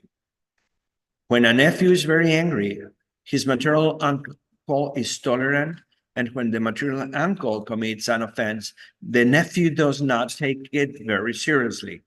In this way, the Kashi and the Lord talk with each other with various indications, but no outsider could understand the inner meaning of their conversation. The Lord said, "My dear uncle, I have come to your home just to ask you some questions." "Yes," the Kashi replied, "you're welcome. You just tell me what is in your mind." The Lord said, "You drink cow's milk, therefore the cow is your mother, and the bull produces grains for your maintenance, therefore he is your father. Since the bull and the cow are your father and mother, how can you kill and eat them? What kind of religious principle is this? On what strength are you so daring that you commit such sinful activities?" Purport of the text 154. Everyone can understand that we drink the milk of cows and take the help of bulls in producing agricultural products. Therefore, since our real father gave us food grains and our mother gave us milk with which to live, the cow and bull are considered our father and mother. According to Vedic civilization, there are 7 mothers, of which the cow is one. Therefore, Sri Chaitanya Mahaprabhu challenged the Muslim Kaji, open quote, "What kind of religious principle do you follow by killing your father and mother to eat them? End quote. In any civilized human society, no one would dare kill his father and mother for the purpose of eating them. Therefore, Sri Chaitanya Mahaprabhu challenged the system of Muslim religion as patricide and matricide, patricide and matricide. In the Christian religion also, a principal commandment is, thou shalt not kill. Nevertheless, Christians violate this rule. They are very experts in killing and in opening slaughterhouses. In our Krishna consciousness movement, our first provision is that no one should be allowed to eat any kind of flesh. It doesn't matter whether it is cow's flesh or goat's flesh, but we especially stress the prohibition against cow's flesh because according to Shastra, the cow is our mother. Thus, the Muslim cow killing was challenged by Sri Chaitanya Mahaprabhu. Text 155, translation. The Kazi replied, as you have your scriptures called the Vedas and Puranas, we had our own scripture known as the Holy Quran. Purport. Chand Kashi agreed to talk with Sri Chaitanya Mahaprabhu on the strength of the scriptures. According to the Vedic scripture, if one can support his position by quoting from the Vedas, his argument is perfect. Similarly, when the Muslims support their position with quotations from the Quran, their arguments are also authorized. When Lord Sri Chaitanya Mahaprabhu raised the question of the Muslims cow killing and bull killing, Chand Kashi came to the standard of understanding from his scriptures. Text 156, translation. According to the Quran, there are two ways of advancement, through increasing the propensity to enjoy and through decreasing the propensity to enjoy. On the path of decreasing attachment, Nivritti Marga, the killing of animals is prohibited. On the path of material activities, there is regulation for killing cows. If such killing is done under the guidance of a scripture, there is no sin. Purport of text 157. The word Shastra is derived from the dhatu or verbal root shas dhatu, pertains to controlling or ruling. A government's ruling through force or weapon is called Shastra, though whenever there's ruling, either by weapons or by injunctions, the Shas dhatu is the basic principle. Between Shastra, ruling through weapons, and Shastra, ruling through injunctions of the scriptures, the better is Shastra. Our Vedic scriptures are not ordinary law books of human common sense. They are the statements of factually liberated persons unaffected by imperfectness of the senses. Shastra must be correct, always, not sometimes correct and sometimes incorrect. In the Vedic scriptures, the cow is described as a mother. Therefore, she is a mother for all time. It is not, as some rascals say, that in the Vedic age she was a mother, but she's not in this age. If Shastras is the authority, the cow is a mother always. She was a mother in the Vedic age, and she is a mother in this age also. If one acts according to the injunctions of the Shastras, he is free from the reactions of sinful activities. For example, the propensities of eating flesh, drinking wine, and enjoying sex are all natural to the conditioned soul. The path of such enjoyment is called Pravriti Marga. The Shastras say, Praviti Yesha Bhutanam Nivriti tu Mahāpala. One should not be carried away by the propensities of defective conditioned life. One should be guided by the principles of the Shastras. A child's propensity is to play all day long, but it is the injunctions of the Shastras that the parents should take care to educate him. The Shastras are there just to guide the activities of human society. But because people do not refer to the instructions of Shastras, which are free from defects and imperfections, they are therefore misguided by so-called educated teachers and leaders who are full of the deficiencies of conditioned life. Text 158, translation. As a learned scholar, the Kaji challenged Caitanya Mahāprabhu. In your Vedic scriptures, there is an injunction for killing a cow. On the strength of this injunction, great sages perform sacrifices involving cow killing. Refuting the Kashi's statement, the Lord immediately replied, the Vedas clearly enjoin that cows should not be killed. Therefore, every Hindu, whoever he may be, avoids indulging in cow killing. Text 159. In the Vedic scriptures, there are concessions for meat eaters.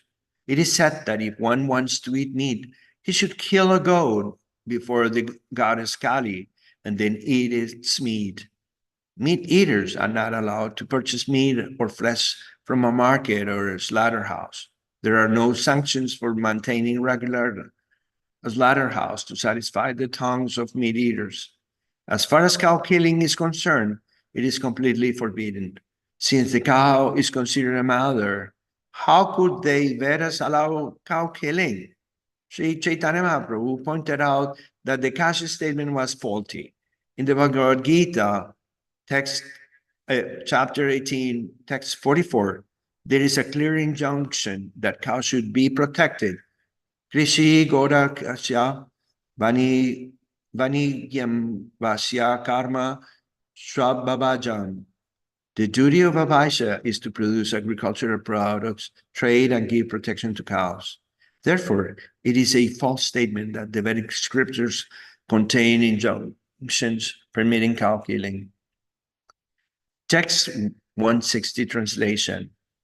In the Vedas and Puranas, there are injunctions declaring that if one can revive a living being, one can kill it for experimental purposes.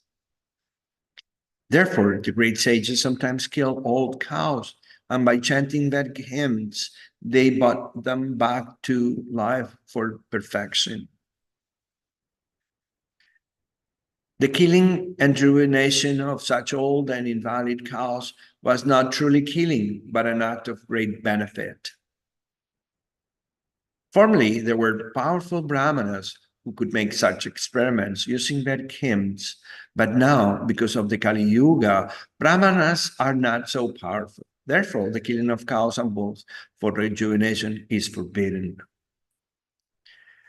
In the age of Kali, 5 acts are forbidden: the offering of a horse in sacrifice, the offering of a cow in sacrifice, the acceptance of the order of sannyas, the offering of oblation of flesh to the forefathers, and a man's begetting children in his brother's wife.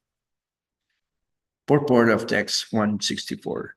This is a quotation from the Brahma Vaivarta Purana, Krishna Jamna Kanda 180. Text 165, translation. Since you Muslims cannot bring killed cows back to life, you're responsible for killing them. Therefore, you are going to hell. There is no way for your deliverance. Cow killers are condemned to rot in hellish life for as many thousands of years as there are hairs on the body of the cow. There are many mistakes and illusions in your scriptures. Their compilers, not knowing the essence of knowledge, gave orders and were against reasons and arguments. After hearing these statements by Sri Chaitanya Mahaprabhu, the Kazi, his argument stunned, could not put forward any more words. Thus, After due consideration, the Kazi accepted the defeat and spoke as follows. Purport of text 168. In our practical preaching work, we met many Christians who talk about the statements of the Bible. When we question whether God is limited or unlimited, Christian priests say that God is unlimited. But when we question why the unlimited God should have only one son and not unlimited sons, they are unable to answer. Similarly, from a scientific point of view, the answers of the Old Testament, New Testament, and Quran to many questions have engaged, but a Shastra cannot change at the person's whim. All Shastras must be free from the four defects of human nature. The statement of Shastras must be correct for all time. Text 169 translation. My dear Nimai Pandit, what you have said is all true. Our scriptures have developed only recently, and they are certainly not logical and philosophical. Purport. The Shastras of the Yavanas or meat eaters are not eternal scriptures. They have been fashioned recently, and sometimes they contradict one another. The scriptures of the Yavanas are three: the Old Testament, the New Testament, and the Quran. Their compilation has a story. They're not eternal like the Vedic knowledge. Therefore, although they have their arguments and reasoning, they are not very sound and transcendental. As such, modern people advancing science and philosophy deem these scriptures unacceptable. Sometimes Christian priests come to us inquiring why are followers neglecting our scriptures and accepting yours. But when we ask them, your Bible says, do not kill, and why they argue killing so many animals daily? They cannot answer. Some of them imperfectly answer that the animals have no soul. But then we ask them, how do you know that animals have no souls? Animals and children are of the same nature. Does this mean that the children of human society also have no souls? According to the Vedic scriptures, within the body is the owner of the body, the soul. In the Bhagavad Gita, chapter 2, verse 13, is said, Dehinos min yatadehe kaumaram yauva janam jara tata dehantara praptir diras tatra na nuyahiti.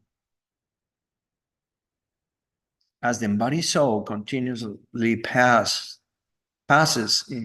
in this body from boyhood to youth and to old age, the soul similarly passes into another body at death. The self-realized soul is not bewildered by such a change. Because the soul is within the body changes through so many forms. There is a soul within the body of every living creature, whether animal, tree, bird, or human being. And the soul is transmigrating from one type of body to another. When the scripture of the Yavanas, namely the Old Testament, the New Testament, or the Quran, cannot properly answer inquisitive followers, naturally, those advancing scientific knowledge and philosophy lose faith in such scriptures. The Kazi admit that while talking with Sri Caitanya Mahāprabhu, the Kazi was a very intelligent person. He had full knowledge of his position, as stated in the following verse. Text 170, translation. I know that our scriptures are full of imagination and mistakes, ideas. Yet, because I am a Muslim, I accept them for the sake of my community, despite their insufficient support. The reasoning and argument in the scriptures of the meat eaters are not very sound. The Kashi concluded, upon hearing this statement, Sri Caitanya Mahaprabhu smiled and inquired from him as follows. My dear maternal uncle, I wish to ask you another question. Please tell me the truth. Do not try to cheat me with tricks. In your city, there's always congregational chanting of the holy name. A tumultuous uproar of music, singing, and dancing is always going on. As a Muslim magistrate, you have the right to oppose the performance of Hindu ceremonies, but now you do not forbid them. I cannot understand the reason why. The Kashi said, everyone calls you Gorahari. Please let me address you by the name. Kindly listen, O Gorahari. If you come to a private place, I shall then explain the reason. The Lord replied, all these men are my confidential associates. You may speak frankly. There's no reason to be afraid of them. The Kashi said, when I went to the Hindu's house, broke the drum, and forbade the performance of congregational chanting in my dream, that very night I saw the greatly fearful lion roaring very loudly, his body like a human being and his face like a lion's. While I was asleep, the lion jumped on my chest, laughing fiercely and gnashing his teeth. Placing his nails on my chest, the lion said in a grave voice, I shall immediately bifurcate your chest as you broke the Mridanga drum. You have forbidden the performance of my congregational chanting. Therefore, I must destroy you. Being very much afraid of him, I closed my eyes and trembled. Seeing me so afraid, the lion said, I have defeated you just to teach you a lesson, but I must be merciful to you. On that day, you didn't create every great disturbance. Therefore, I have excused you and not take your life. But if you perform such activities again, I shall not be tolerant. At that time, I shall kill you, your entire family, and all the meat eaters. After saying this, the lion left, but I was very much afraid of him. Just see the marking of his nails in my heart. After the descriptions, the Kaji showed his chest. Having heard him and see the marks, all the people there accepted the wonderful incident. The Kashi continued, I didn't speak to anyone about this incident, but on that very day, one of my orderlies came to see me. After coming to me, the orderly said, when I went to stop the congregational chanting, suddenly flames struck my face. My beard was burned, and there were blisters on my cheeks. Every orderly who went gave the same description. After seeing this, I was very much afraid. I asked them not to stop the congregational chanting, but to go on and sit down at home. Then all the meat eaters, hearing that there would be unrestricted congregational chanting in the city, came to submit a petition. The religion of the Hindus was increased unlimitedly. There are always vibrations of Hari Hari. We do not hear anything but this. One meat eater said, the Hindus say Krishna, Krishna, and they laugh, cry, dance, chant and fall on the ground, smear their bodies with dirt. Vibrating Hari Hari, the Hindus make a tumultuous sound. If the king, Patasaha, hears it, certainly he will punish you. Purport of the text 195. Patasaha refers to the king Nawab Hussain Shah, whose full name was Alauddin Sayyid Hussain Shah, was at that time, AD 1498-1521, the independent king of Bengal. Formerly, he was the servant of the cruel Nawab of the Habshi dynasty named Mujabhara Khan, but somehow or other, he assassinated his master and became the king. After gaining the throne of Bengal, technically called Masnada, he declared himself Sayyid Hussain Alauddin Sharif Mukha. There is a book called Rajaya Us Salatinam, whose author, Ghulam Hussain, says that Nawab Hussain Shah belonged to the family of Mukha Sharif. To keep his family's glory, he took the name Sharif Mukha. Generally, however, he is known as Nawab Hussain Shah. After his death, his elder son, Nasarat Shah, became king of Bengal, AD 1521, 1533. This king also was very cruel. He committed many atrocities against the Vaishnavas. As a result of his sinful activities, one of his servants from the Koja group killed him while he was praying in the mosque. Text 196 translation. I then inquired from these Yavanas. I know that these Hindus by nature chant Hari Hari. Text 197 translation. The Hindus chant the name of Hari because that is the name of their God, but you are Muslim meat eaters. Why do you chant the name of the Hindus' God? Text 198 translation. The meat eaters replied, sometimes I joke with the Hindus. Some of them are called Krishna Das and some are called Ramadas. Some of them are called Haridas. They always chant Hari, Hari, and thus I thought they would steal the riches from someone's house. Purport. Another meaning of Hari, Hari is I am stealing, I am stealing. Text 200. Translation. Since that time, my tongue also always vibrate the sound Hari, Hari. I have not desired to say it, but still my tongue says it.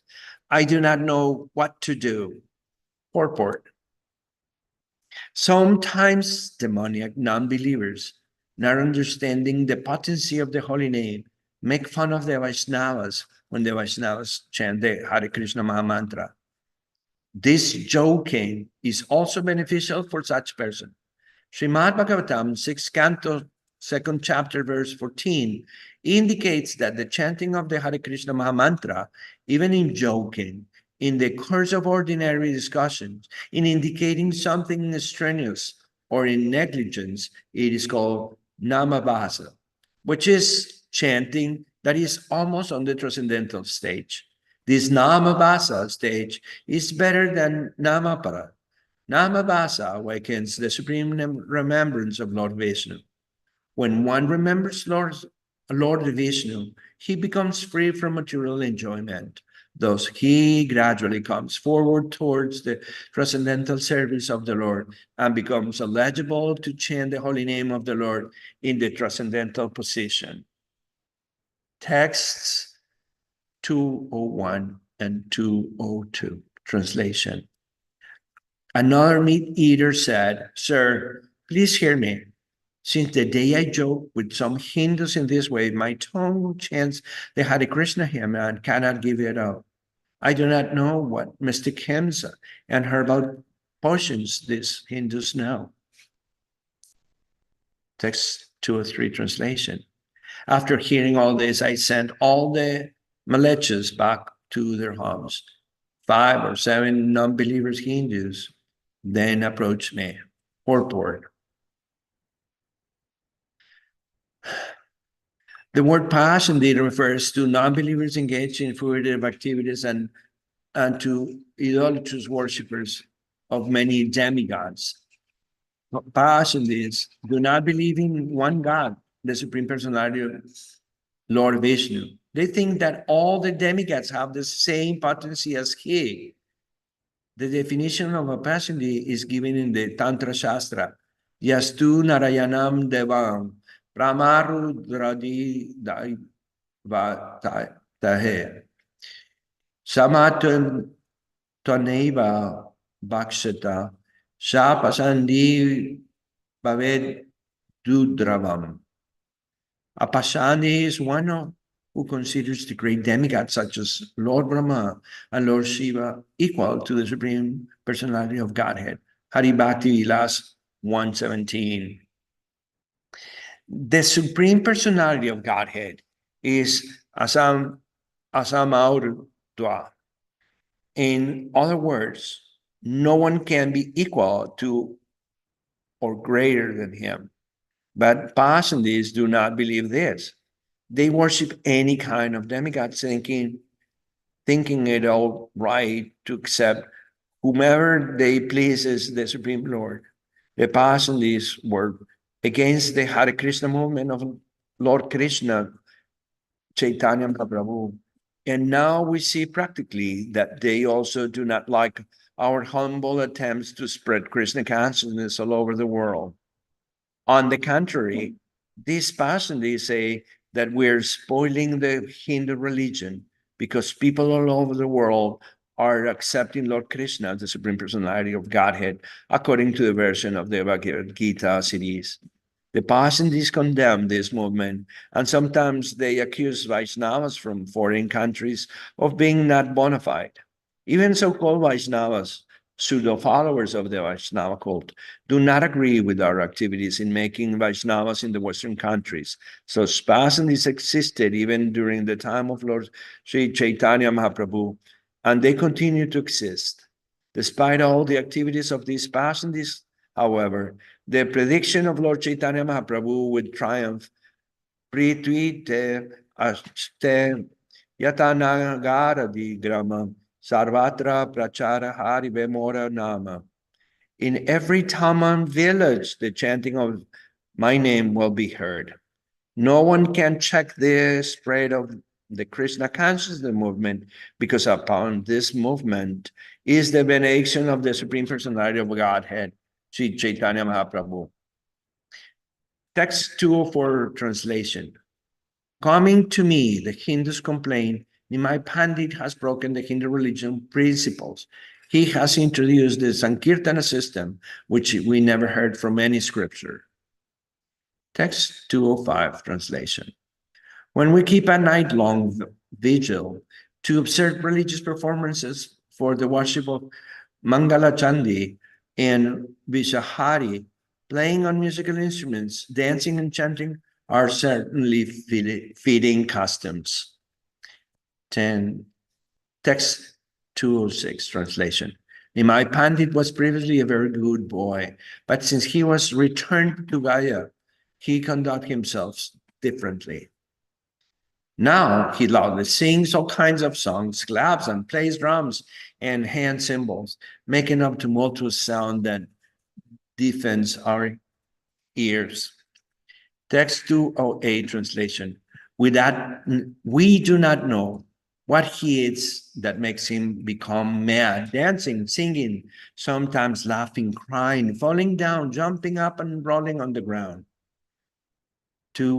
Text 209 translation. He has made all the people practically mad by always performing congregational chanting at nights. We cannot get any sleep. We're always kept awake.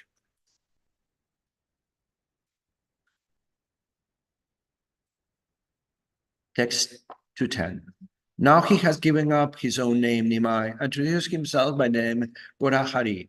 He has spoiled the Hindu religion principles and introduced the religion of non-believers. Now the lower classes are chanting the Hare Krishna Mahamantra again and again. For this simple activity, the entire city of Navadvip has become deserted. Text 212 translation. According to Hindu scripture, God's name is the most powerful hymn. If everyone hears the chanting of the name, the potency of the hymn will be lost. Purport. In the list of offenses in the chanting of the holy name of the Lord, it is called Dharma Vrata Tagyahutadi Sarva Subha Kriya Samyamapi Pramadaha. To consider chanting of the holy name of the Lord equal to the execution of some auspicious religious ceremony is an offense. According to the materialistic point of view, observing a religious ceremony invokes an auspicious atmosphere for the material benefit of the entire world. Materialists, therefore, manufacture religious principles to live comfortably and without disturbance in executing their material activities. Since they do not believe in the existence of God, they have manufactured the idea that God is impersonal and that To have some conception of God, one may imagine any form. Thus, they respect the many forms of the demigods as different representations or manifestations of the Lord. They are called Bhavyasharavadis, or followers of thousands and thousands of gods. They consider the chanting of the names of the demigods an auspicious activity. Great so-called swamis have written books saying that one may chant any name, Durga, Kali, Shiva, Krishna, Rama, and so on, because any name is all right for invoking an auspicious atmosphere in society. Thus, they are called Pastimes, unbelievers or faithless demons. Such Pastimes do not know the actual value of the chanting of the holy name of Lord Krishna, foolishly proud of their material birth as Brahmanas and their consequently higher position in the social order. They think of the other classes, namely the Kshatriyas, the Vaishyas, the Shudras, as lower classes. According to them, no one but the Brahmanas can chant the holy name of Krishna. For if others chanted the holy name, its potency would be reduced. They are unaware of the potency of the Lord's name. The Brihamanaragya Purana recommends Harer Nama, Harer Nama, Harer Nama Eva Kavalam, Kalau Nasti, Eva Nasti, Eva Nasti, Eva Gatiranam Anyata. For spiritual progress in this age of Kali, there is no alternative to the holy name, the holy name of the Lord. The Pastimes do not accept that the potency of the holy name of Krishna is so great that one can deliver simply by chanting the holy name, although this is confirmed in the Srimad Bhagavatam 12:351. Kirtana Deva Krishnaya Mukta Sangha Param Rajat. Any man from any part of the world who practices chanting of the holy name of Krishna can be liberated and after death go back home, back to Godhead.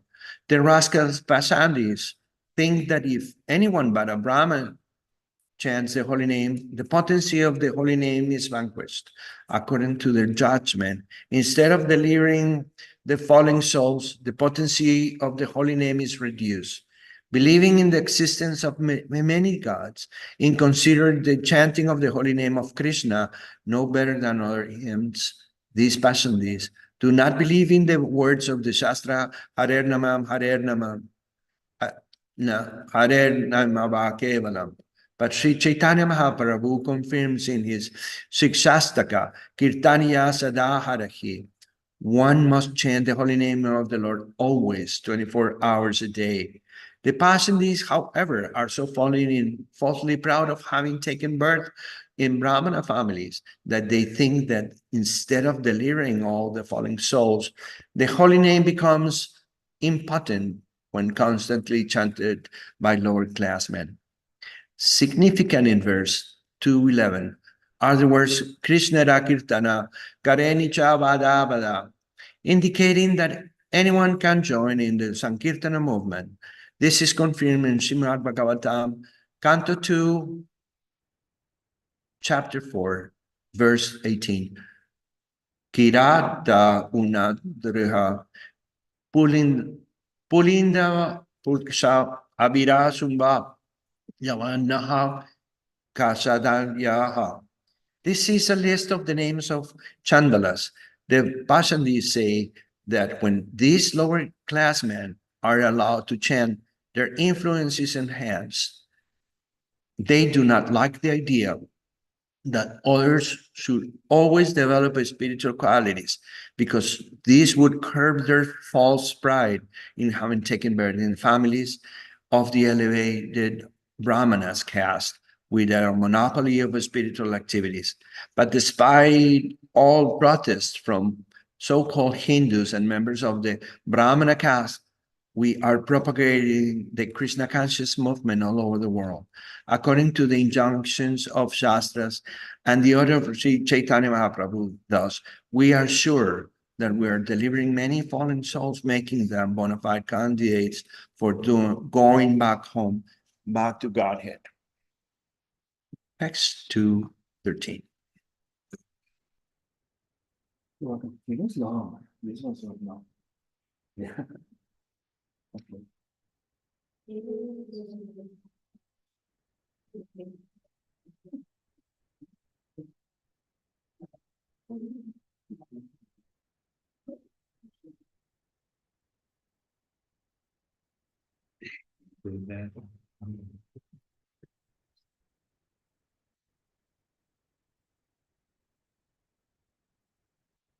Text 213 translation. Sir, you are the ruler of this town. Whether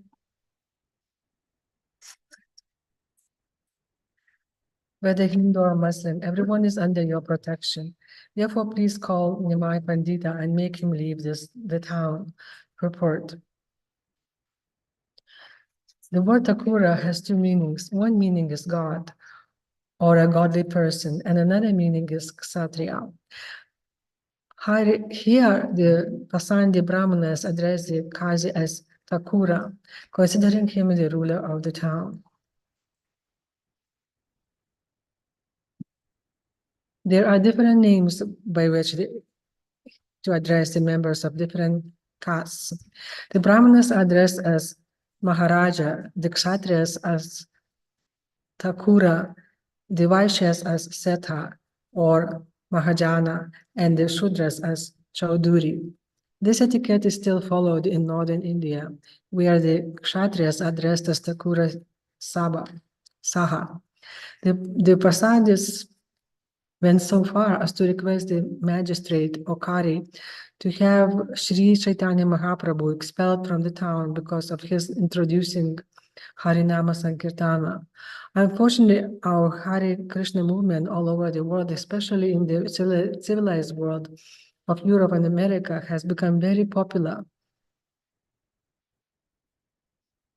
Generally, no one complains against us to have us removed from the city, although such attempt has indeed made in Melbourne, Australia. The attempt failed. Thus, we are now introducing this Hare Krishna movement in great cities of the world like New York, London, Paris, Tokyo, Sydney, Melbourne, and Auckland. And by the grace of the Lord Chaitanya Mahaprabhu, everything is going on nicely. People are happy to accept the principle of chanting of the Hare Krishna mantra, and the result is most satisfactory. Text 214 translation. After hearing their complaints in sweet words, I told them, please go back home. I shall certainly prohibit Nimai Pandita from continuing his Hare Krishna movement. Text 215 translation.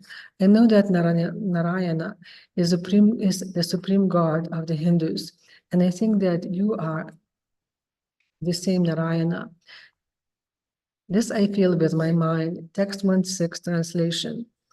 After hearing the Kazi speak so nicely, Chaitanya Mahaprabhu touched him and smilingly spoke as follows. Text 217 translation. The chanting of the holy name of Krishna from your mouth has performed a wonder. It has nullified the reactions of your sinful activities. Now you have become supremely pure. Purport. Confirming the potency of the Sankirtana movement, these words from the very mouth of Lord Chaitanya Mahaprabhu express how people can be purified simply by chanting the holy name of Lord Krishna. The Qazi was a Muslim muleka or meat eater, but because he several times uttered the holy name of Lord Krishna, automatically the reactions of his sinful life were vanquished, and he was fully purified of all material contamination. We do not know why the Pasandis of the present day protest that we are deteriorating the Hindu religion by spreading Krishna consciousness all over the world and claiming all classes of men to the highest standard of Vaishnavism. But these rascals disagree with us so vehemently that some of them do not allow European and American Vaishnavas to enter the temples of Vishnu. Thinking religion to be meant for material benefit, these so-called Hindus have actually become vicious by worshipping the numerous forms of demigods. In the next verse, Sri Chaitanya Mahaprabhu confirms the Qazi's purification. Translation Text 218, translation. Because you have chanted 3 holy names of the Lord, Hare Krishna and Narayana, you are undoubtedly the most fortunate and pious. Purport. Here the Supreme Lord, Sri Caitanya Mahāprabhu, confirms that anyone who chants the holy names Hare Krishna and Narayana without offense is certainly extremely fortunate. And whether Indian or non-Indian, Hindu or non-Hindu, he immediately comes to the level of the most pious personality. We therefore do not care about the statements of Pastimes who protest against our movements making the members of other cities or countries into Vaishnavas. We have to follow in the footsteps of Lord Caitanya Mahāprabhu, executing our mission peacefully, or if necessary, kicking the heads of such protesters. Text 219 translation. After the Qazi heard this, tears flowed down from his eyes. He immediately touched the lotus feet of the Lord and spoke the following sweet words. Text 220 translation. Only by your mercy have my bad intentions vanished. Kindly favor me so that my devotion may always be fixed upon you. Text 221 translation. The Lord said, I wish to beg you for one favor in charity. You must pledge that this Sankirtana movement will not be checked, at least in the district of Madhya. Text 222 translation. The Qazi said, to as many descendants as take birth in my dynasty in the future, I give this grave admonition. No one should check the Sankirtana movement purport.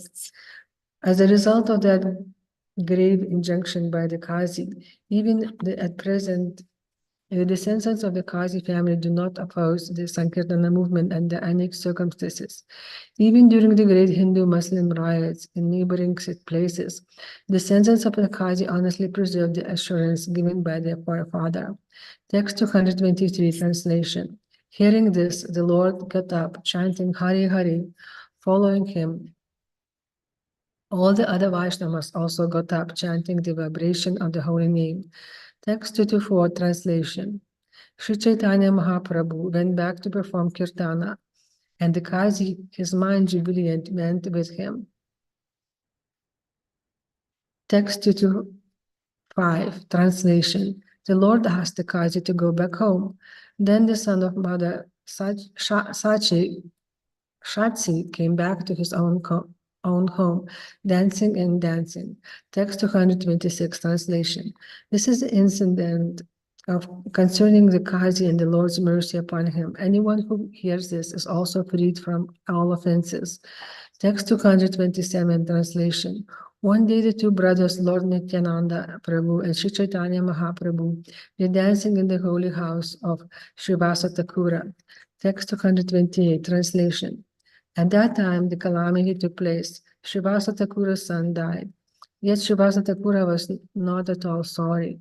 Translation. Sri Caitanya Mahāprabhu caused the dead son to speak about knowledge, and then the two brothers personally became the sons of Srivasa Thakura. Purport.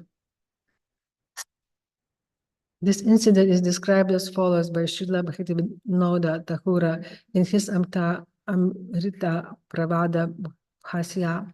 One night while Sri Caitanya Mahāprabhu was dancing with his devotees at the house of Srivasa Thakura, one of Srivasa Thakura's sons who was suffering from some disease died. Srivasa Thakura was so patient, however, that he did not allow anyone to express sorrow by crying, for he did not want the kirtana going on in his house to be disturbed. Thus Kirtana continued without a sound of lamentation. But when the Kirtana was over, Caitanya Mahāprabhu, who could understand the incident, declared there must have been some calamity in this house. When he was then informed about the death of Srivasa Thakura's son, he expressed his regret, saying, "Why was this news not given to me before?" He went to the place where the son was lying dead and asked him, "My dear boy, why are you leaving the house of Srivasa Thakura?" The dead son immediately replied, "I was living in this house as long as I was destined to live here. Now that the time is over, I'm going elsewhere according to your direction. I'm your eternal servant, a dependent living being. I must act only according to your desire. Beyond your desire, I cannot do anything. I have no such power.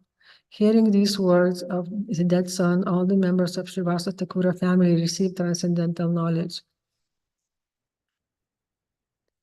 Thus, there was no cause for lamentation. This transcendental knowledge is described in Bhagavad Gita. Tatha dakantara praptir diras tatrana muyati.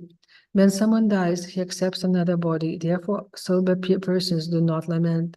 After the discourse between the dead boy and Sri Caitanya Mahāprabhu, funeral ceremonies were performed, and Lord Caitanya assured Srivasa Thakura, "You have lost one son, but Nityananda Prabhu and I are your eternal sons. You shall never be able to give up your company." This is an instance of transcendental relationship with Krishna. We have eternal transcendental relationships with Krishna and as his servants, friends, fathers, sons, and or conjugal lovers. When the same relationships are appropriately reflected in this material world, we have relationships as the sons, fathers, friends, lovers, masters, or servants of others. But all these relationships are subject to termination within a definite period.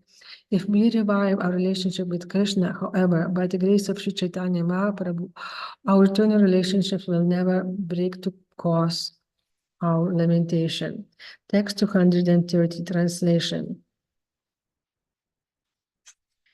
Thereafter, the Lord charitably bestows his benediction upon all his devotees. He gave the remnants of his food to Narayani, showing her special respect. Purport. Narayani was a niece of Srivasa Thakura, and later she became the mother of Srila Vrindavana Dasa Thakura. In this connection, the Sadhyas cite a malicious story that after eating the remnants of Lord Chaitanya's food, Narayani became pregnant and gave birth to Vrindavana Dasa Thakura. The rascal Shahayas may manufacture such false statements, but one should always believe them because they are motivated by enmity against the Vaishnavas. No one should ever believe them because they are motivated by enmity against the Vaishnavas. Text 231, translation. There was a tailor who was a meat eater but was sewing garments for Srivasa Thakura. The Lord, being merciful to him, shows him his own form. Text 232, translation, saying, I have seen, and dancing in ecstatic love as though mad, he became a first-class Vaishnava. Purport. There was a Muslim tailor near the house of Srivasa Thakura who used to sew garments of the family. One day he was very pleased with the dancing of Sri Caitanya Mahāprabhu. Indeed, he was enchanted. The Lord, understanding his attitude, shows him his original form as Krishna. The tailor then began to dance, saying, I have seen. He became absorbed in ecstatic love and began to dance with Lord Caitanya. Thus he became one of the foremost Vaishnava adherents to Sri Caitanya Mahāprabhu. Text 233, translation. In ecstasy, the Lord asked Srivasa Thakura to deliver his flute. But Srivasa Thakura replied, your flute has been stolen away by the gopis. Text 234, translation. Hearing this reply, the Lord said in ecstasy, go on talking. Just Srivasa described the transcendental mellows of the pastimes of Shri Vrindavana. Text 235, translation. In the beginning, Srivasa Thakura described the transcendental sweetness of Vrindavana's pastimes. Hearing this, the Lord felt great and increasing jubilation in his heart. Text 236, translation. Thereafter, the Lord again asked him, speak up. Just thus Srivasa again and again described the pastimes of Vrindavana, vividly explaining them. Text 237, translation. Srivasa Thakura extensively explained how the gopis were attracted to the forest of Vrindavana by the vibration of Krishna's flute and how they wandered together in the forest. Text 238, translation. Srivasa Pandita narrated all the pastimes enacted during the 6th changing seasons. He describes the drinking of honey, the celebration of the Rasa dance, the swimming in the Yamuna, and other such incidents. Text 239, translation. When the Lord, hearing with great pleasure, said, "Go on speaking, go on speaking," Srivasa Thakura described the Rasa Lila dance, which is filled with transcendental mellows. Text 240, translation. As the Lord requested, and Srivasa Thakura spoke, the morning appeared, and the Lord embraced Srivasa Thakura and satisfied him. Text 241, translation. Thereafter, a dramatization of Krishna's pastimes was performed in the house of Sri Chandrasekhara Acharya. The Lord personally took the part of Rukmini, the foremost of Krishna's queens. Text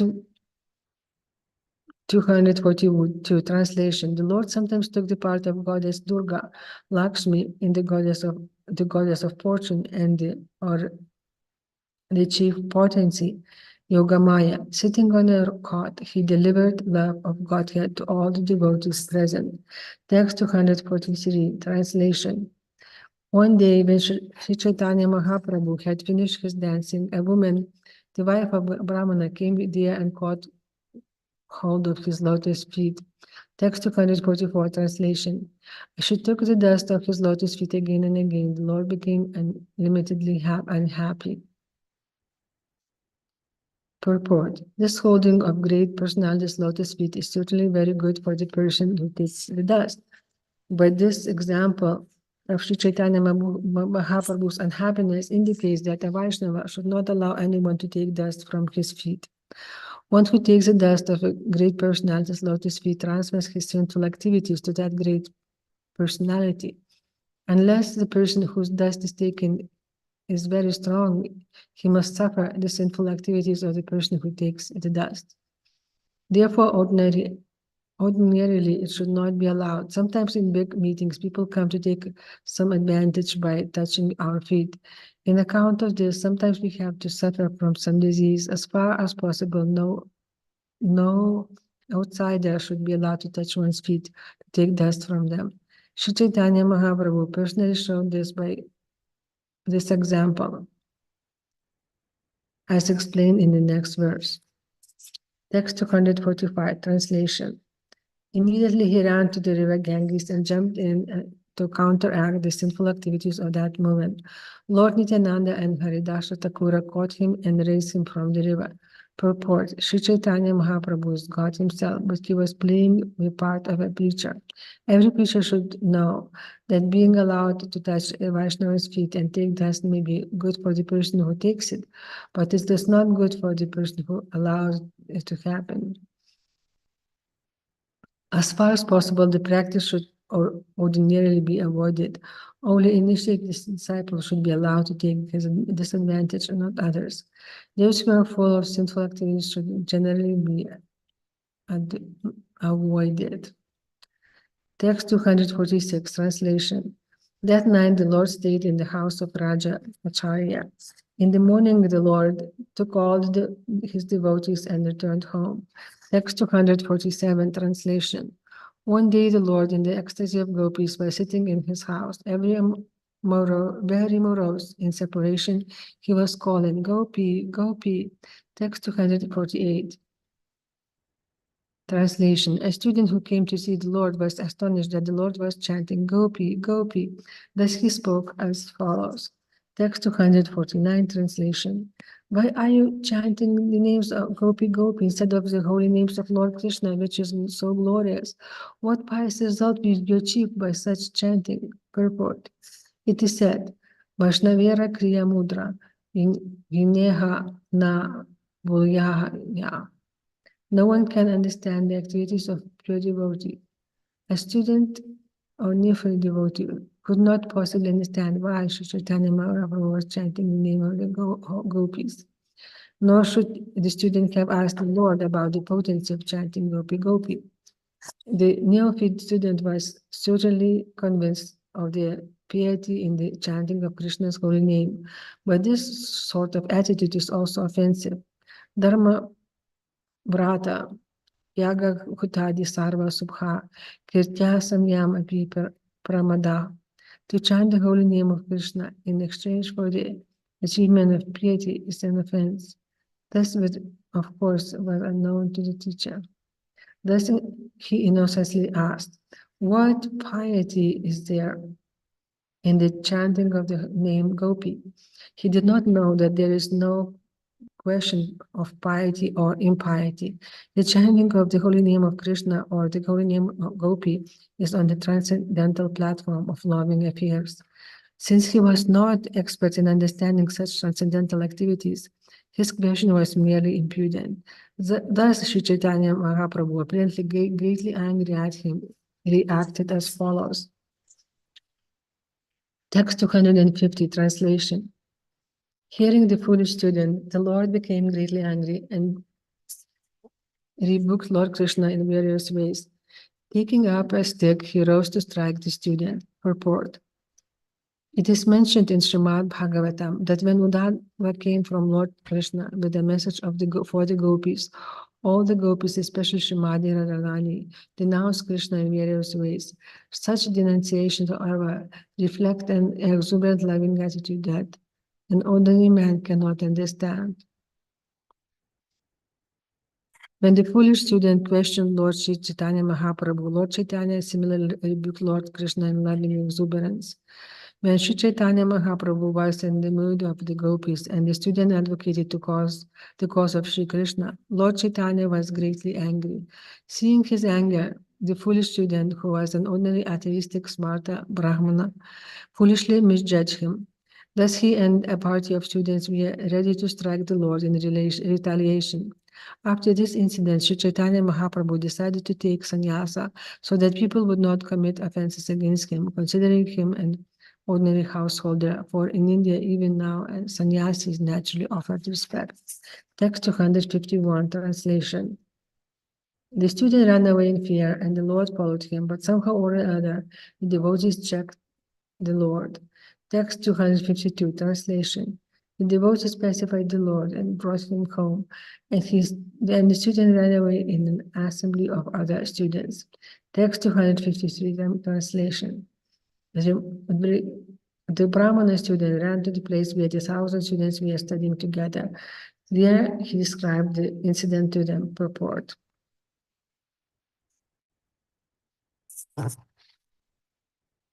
In this verse, we find the word Dviya indicating that the student was Brahmana. Actually, in those days, only members of the Brahmana class became students of Vedic literature. Schooling is meant especially for Brahmanic Brahmanas. Previously, there was no question of schooling for Kshatriyas, Vaishyas, or Shudras. Kshatriyas used to learn the technology of warfare, and Vaishyas learned business from their fathers or other businessmen. They were not meant to study the Vedas. At present, however, everyone goes to school and everyone is given the same time of education, although no one knows what the result will be. The result, however, is most unsatisfactory, as we have seen in Western countries, especially the United States, has vast educational institutions where everyone is allowed to receive education, but the result is that most students become like hippies. Higher education is not meant for everyone. Only selected individuals trained in Brahmanical culture should be allowed to pursue a higher education.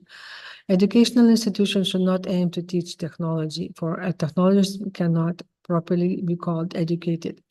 A technologist is a Shudra. Only one who studies the Vedas may properly be called learned man, Pandita. The duty of Brahmana is to become learned in the Vedic literature and teach the Vedic knowledge to other Brahmanas. In our Krishna consciousness movement, we are simply teaching our students to become fit Brahmanas and Vaishnavas. In our school at Dallas, the students are learning English and Sanskrit, and through these two languages, they are studying all our books, such as Srimad Bhagavatam, Bhagavad Gita, as it is, and the Nectar of Devotion. It is a mistake to educate every student as a technologist. There must be a group of students who become Brahmanas. Without Brahmanas who study the Vedic literature, human society will be entirely chaotic. Text 254, translation. Hearing of the incident, all the students became greatly angry and joined together in criticizing the Lord. Text 255, translation. Nimai Pandita alone has spoiled the entire country, they accused. He wants to strike a caste of Brahmanas. He has no fear of religious principles. Purport. In those days also, the caste Brahmanas were very proud. They were not prepared to accept chastisement even from a teacher or spiritual master. Text 256, translation. If he again performs such an atrocious act, certainly we shall retaliate and strike him in turn. What kind of important person is he that he can check us in this way? Text 257, translation. When all the students thus resolved, criticizing Sri Caitanya Mahāprabhu, their intelligence was spoiled. Thus, although they were learned scholars, because of this offense, the essence of knowledge was not manifested in them. Purport. In the Bhagavad Gita, it is said, Maya Japartha Jina Ashuram Bhavam Ashtita. When one becomes inimical to the Supreme Personality of Godhead, adopting an antaistic attitude, Ashura Bhavam, even if one is learned scholar, in the essence of knowledge does not become manifested in him. In other words, the essence of knowledge is stolen by the illusory energy of the Lord. In this connection, Sri Bhaktisiddhanta Saraswati Thakura quotes a mantra from Shvetashvara Upanishad. Yasya Devi Parabhakti Yukha Devi Tata Guru. Tasaitya Kata Hai Artha Prakashanti Nama Mana.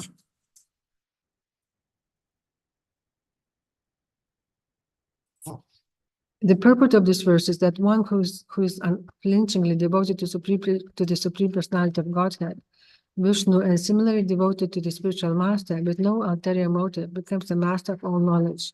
In the heart of such a devotee, the real essence of the Vedic knowledge becomes manifested. This essence is nothing but surrender unto the Supreme Personality of Godhead. Vedaisa sarvai aham eva vedya. Only unto one who fully surrenders to the spiritual master and the Supreme Lord does the essence of Vedic knowledge become manifested, not to anyone else. This same principle of emphasized Sri Prahlada Maharaja in Srimad Bhagavatam. Iti pumsarpita Vishnu Bhaktish Nava Lakshana Kriyate Bhagavati Yada Tanmanya Ditam Utamam.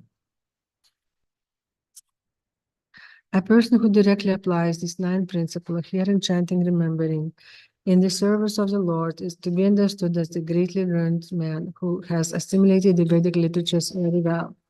For the goal of the studying the Vedic literature is to understand the supremacy of Lord Sri Krishna.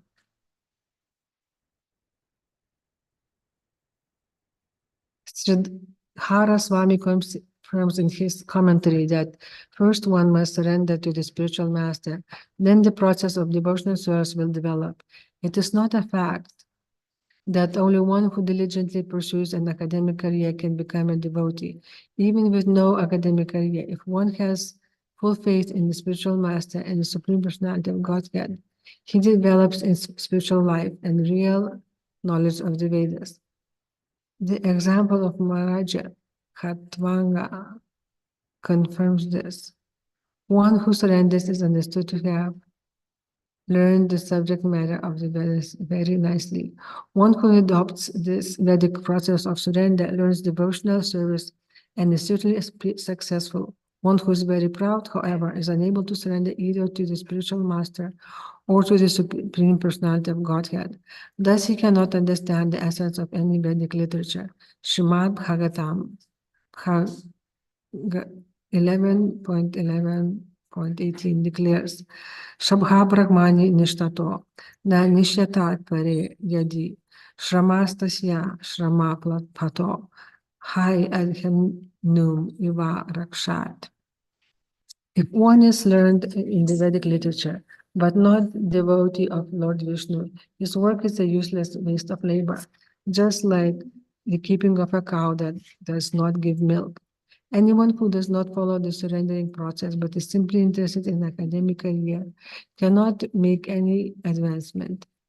His profit is only his labor for nothing. If one is expert in the body of in the study of the Vedas, but does not surrender to a spiritual master or Vishnu, and all his cultivation of knowledge is but a waste of time and labor. Text 258, translation.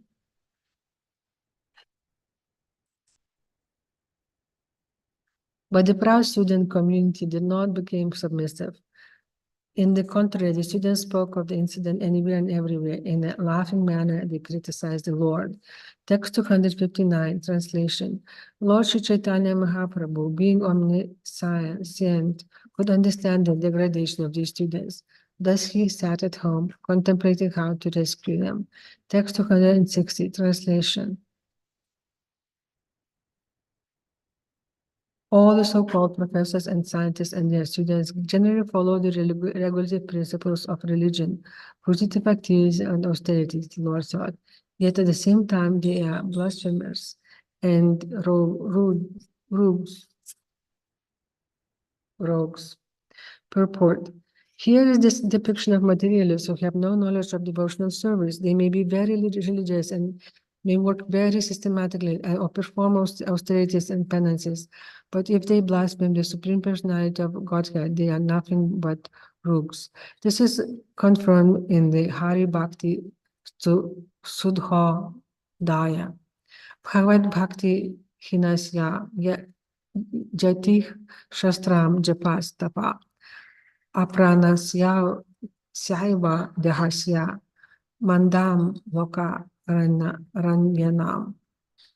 If they are without knowledge of devotional service of the Lord, then great nationalism, fruity political and social work, science or philosophy are all simply like costly garments decorating a dead body.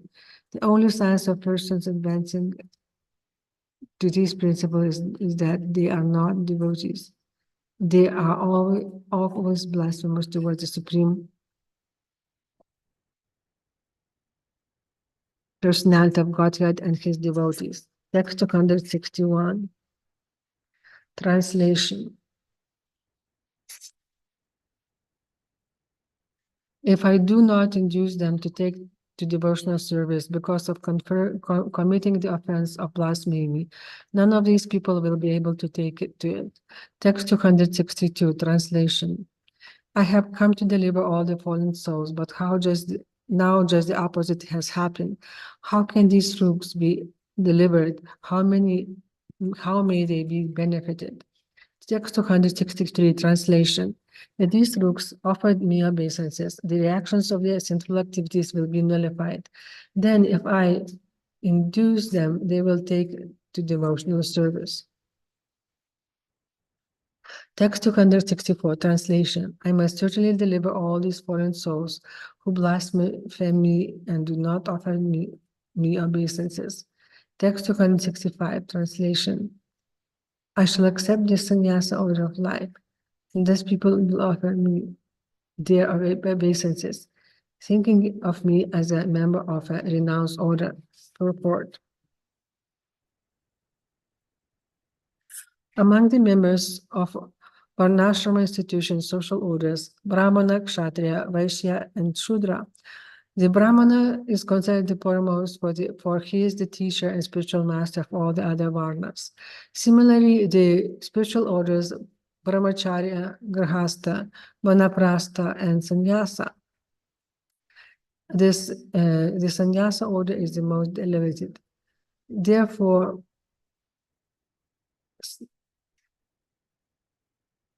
a sannyasi is the spiritual master of all the varnas and ashramas, and a brahmana is also expected to offer obeisances to a sannyasi.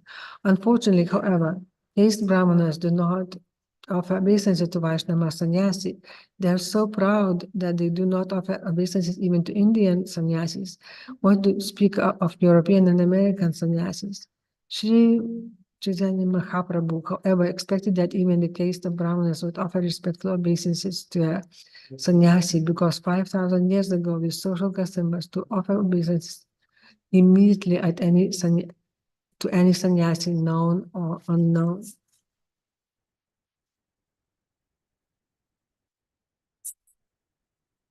The sannyasis of the Krishna consciousness movement are bona fide. All the students of the Krishna consciousness movement have undergone the regular process of initiation. As enjoined in the Hari Bhakti Vilasa by Sanatana Goswami, Tatha Diksha Vidha Nena Viyatam Jayati Nirnam. By the regular process of initiation, any man can become a Brahmana. Thus, in the beginning, the students of Krishna consciousness movement agreed to live with devotees, and gradually, having given up for prohibited activities, illicit sex, gambling, meat eating, and intoxication, they become advanced in the activities of spiritual life. When one is found to be regularly following these principles, he is giving the first initiation, Harinama, and he regularly chants at least 16 rounds a day. Then after 6 months or a year, he is initiated for the second time and given the sacred thread and with the regular sacrifice and rituals. After some time, when he advances still further and is willing to give up this material world, he is giving the sannyasa order. At that time, he receives the title Swami or Goswami, both of which mean master of the senses. Unfortunately, the debauched so-called Brahmanas in India neither offer them respect nor accept them as bona fide sannyasis. Sri Caitanya Mahāprabhu expected the so-called Brahmanas to offer respect to such Vaishnava sannyasis. Nevertheless, it does not matter whether they offer respect, nor whether they accept these sannyasis as bona fide. For the Shastra describes punishment for such disobedient so-called Brahmanas. The Shastra in the injunction declares, Devata pratimam drishva yatim chevatri dantinam namaskaram kuryadya prayashchitaya nara. One who does not offer respect to the Supreme Personality of Godhead, to his deity in the temple, or to a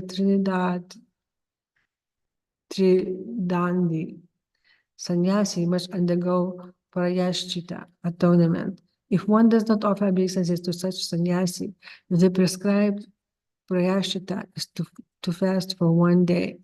Text 226, translation. Offering obeisances will relieve them from all reactions on the offenses. Then by my grace, devotional service, bhakti will awaken in their pure hearts.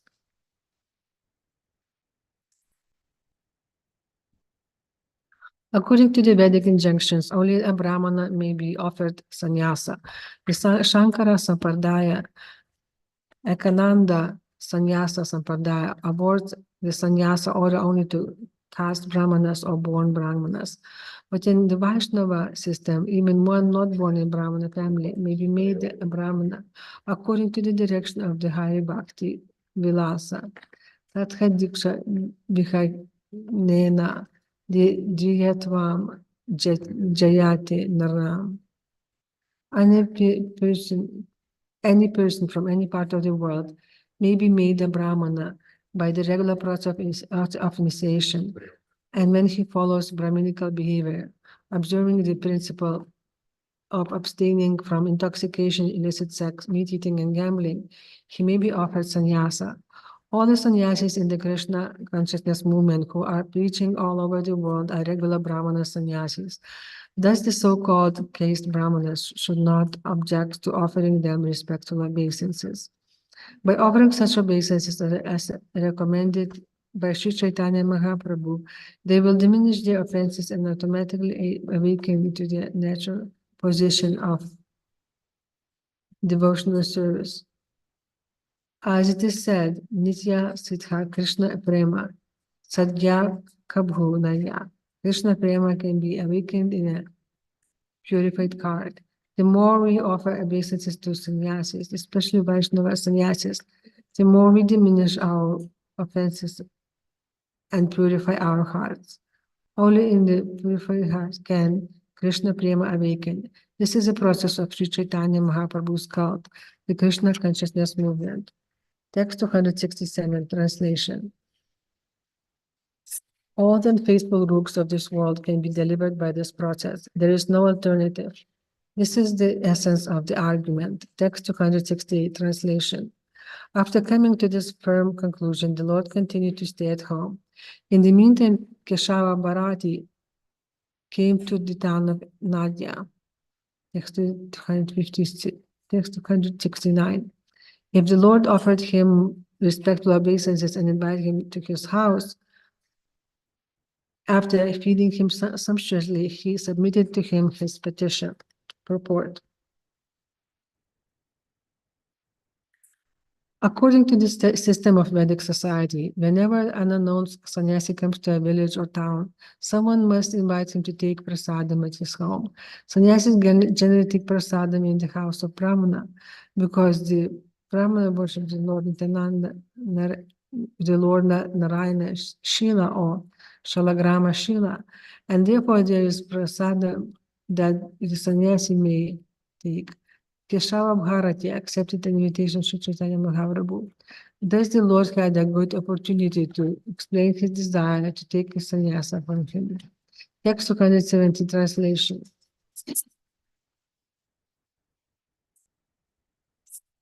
Sir, you are directly Narayana, therefore please be merciful unto me. Deliver me from this material bondage. Text 271, translation. Keshava Bharati replied to the Lord, you are the Supreme Personality of Godhead, the Super Soul. I must do whatever you cause me to do. I am not independent of you. Text 272, translation.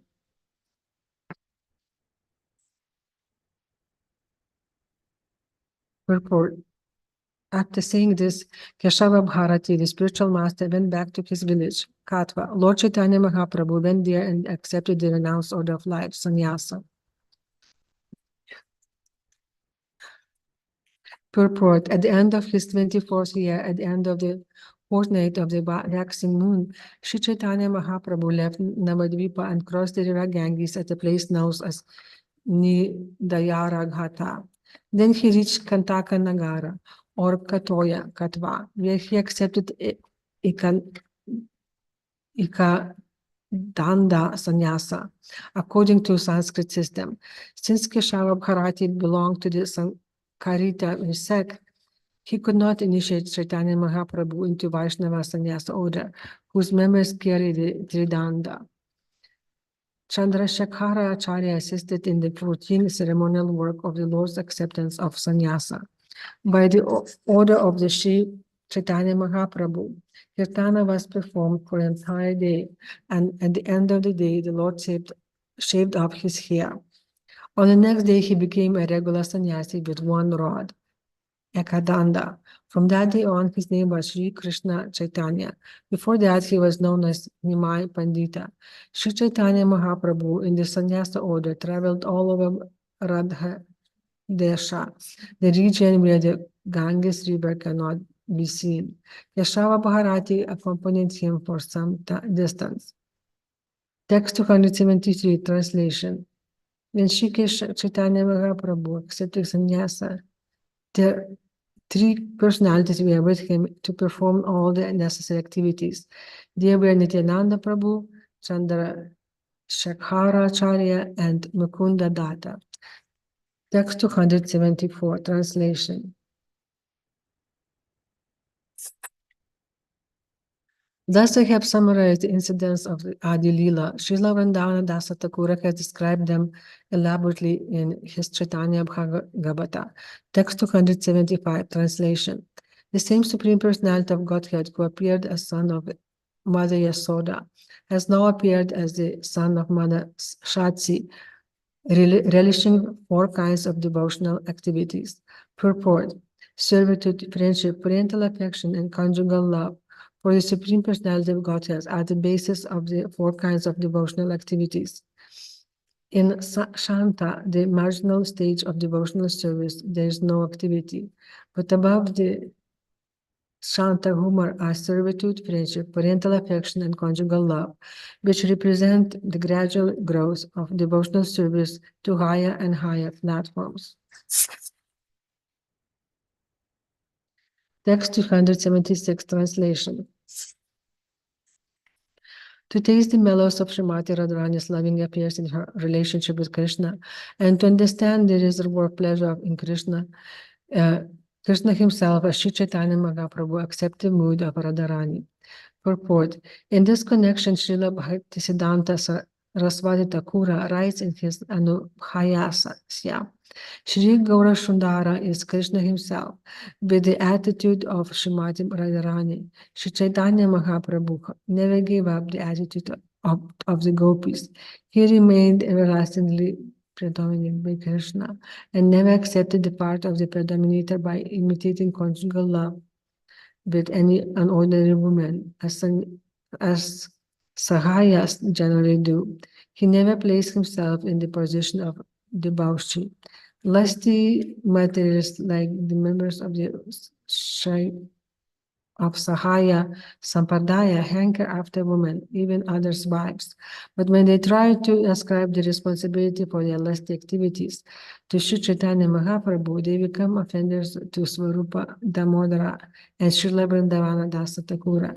In Sri Chaitanya Bhagavata, Adikanda, chapter 15, it is said,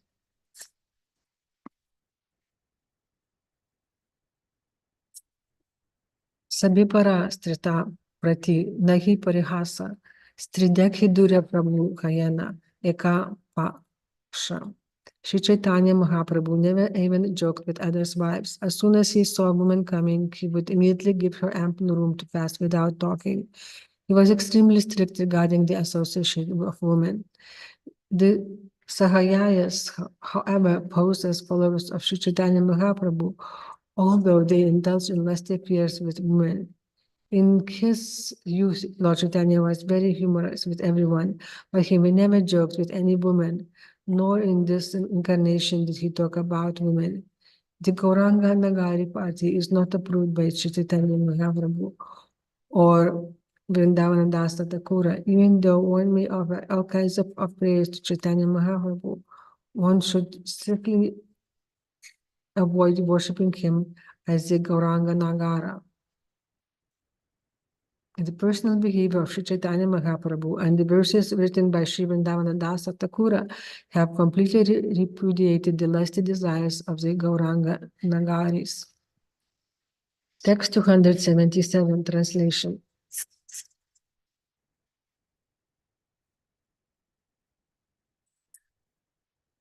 Lord Chaitanya Mahāprabhu accepted the mood of the gopis who accept Vrajendranandana, Sri Krishna, as their lover. Text 278, translation. It is firmly concluded that the ecstatic mood of the gopis is possible only before Krishna and no one else. Text 279, translation. He has a bluish complexion, a peacock feather on his head, a gunja garland, and the decoration of the cowherd boy. His body is curved in 3 places as he holds the flute in his mouth. Text 280, translation. If Lord Krishna gives up his original form and assumes another Vishnu form, nearness to him cannot invoke the ecstatic mood of the gopis. Text 281, translation. Once Lord Sri Krishna playfully manifested himself as Narayana, with 4 victorious hands and a very beautiful form.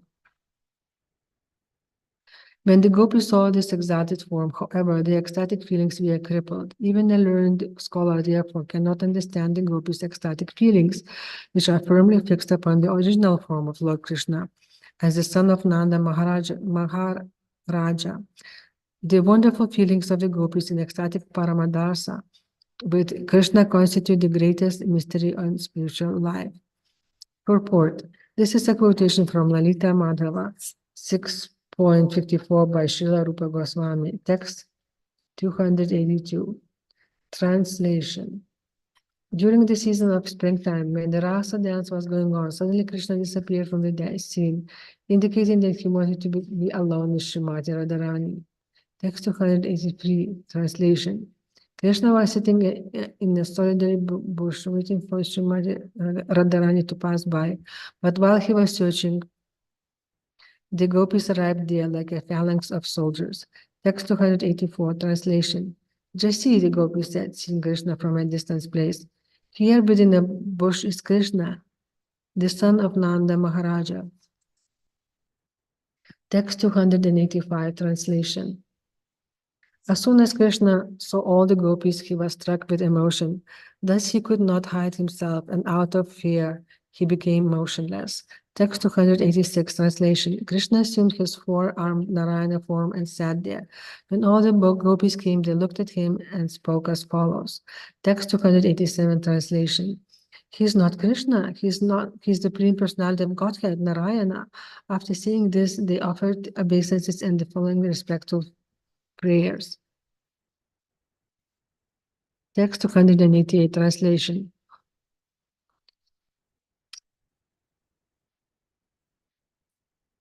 It's okay.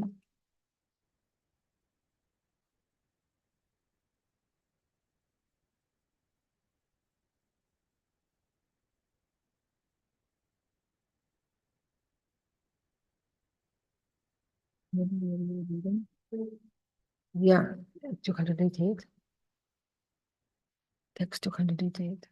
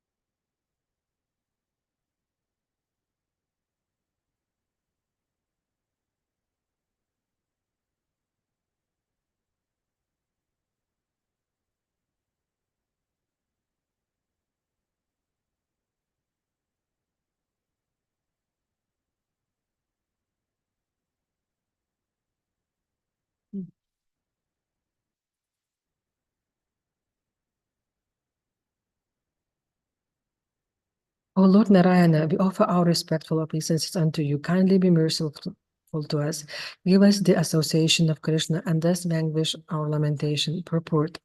The gopis were not made happy even by seeing the forearm of Narayana. Yet they offered their respects to the Supreme Personality of Godhead and begged from him the benediction of achieving the association of Krishna.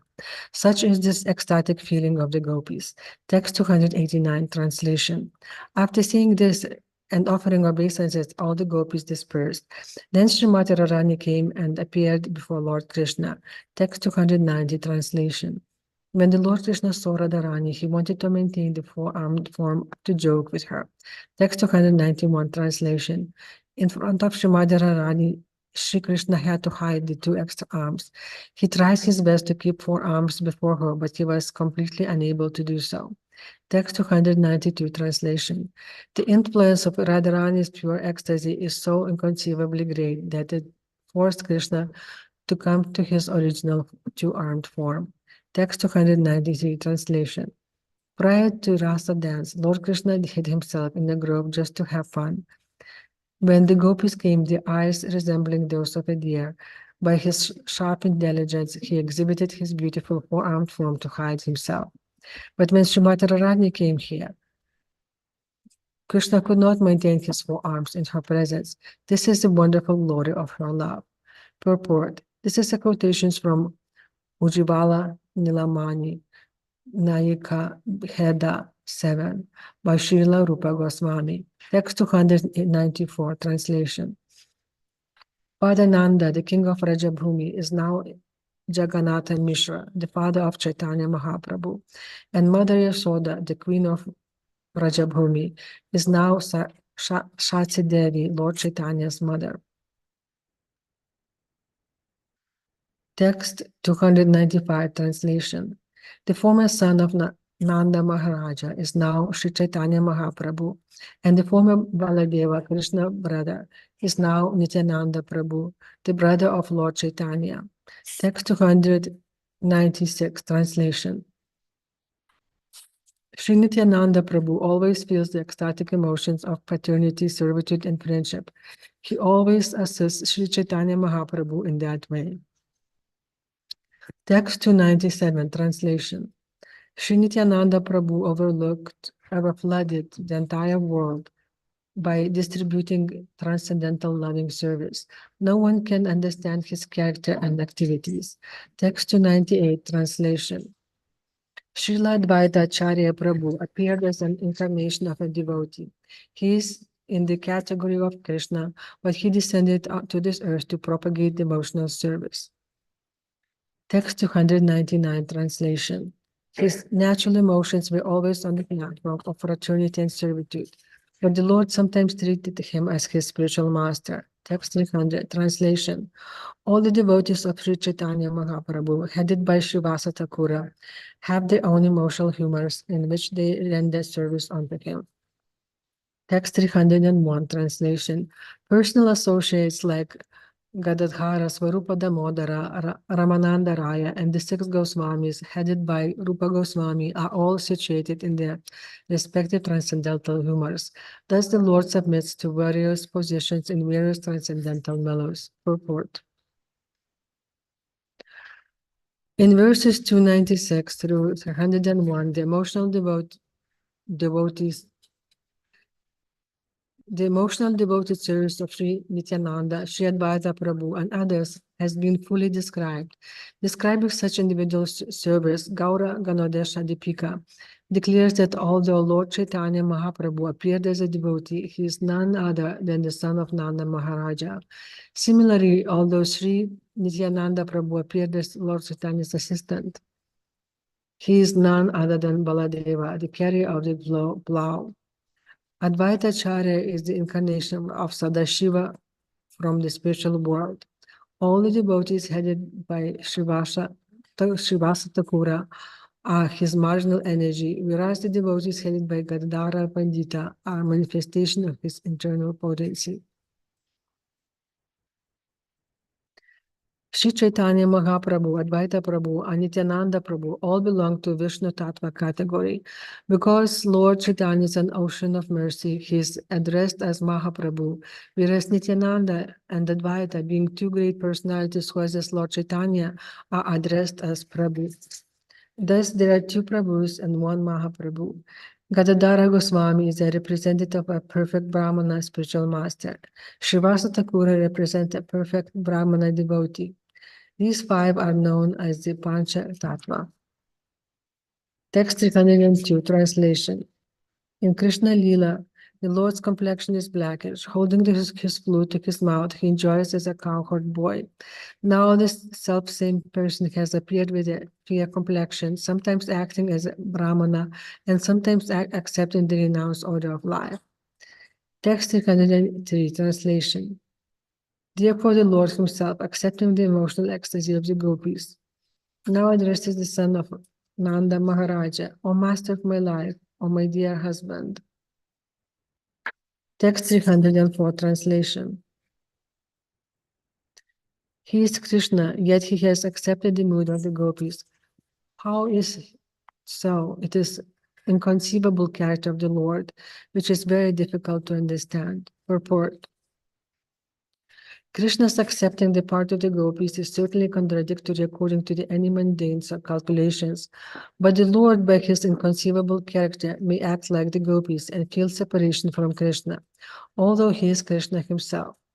Such a contradiction can be reconciled only in Supreme Personality of Godhead, because he has energy that is inconceivable, asinta, which can make possible that which is impossible to do. Agatha, Patyasi. Such contradictions are very difficult to understand unless a devotee strictly follows Vaishnava philosophy under the direction of the Goswamis. Therefore, Krishnadasa Kaviraya Goswami ends every chapter with this verse. Shirupa Radgunata Pade Yarasha Caitanya Caritamrta Khathe Krishnadasa. Praying at the lotus feet of Sri Rupa and Sri Raghunatha, always desiring their mercy, I Krishnadasa narrate Sri Caitanya Caritamrta, following in their footsteps. In a song by Narottama Dasa Thakura, it is stated,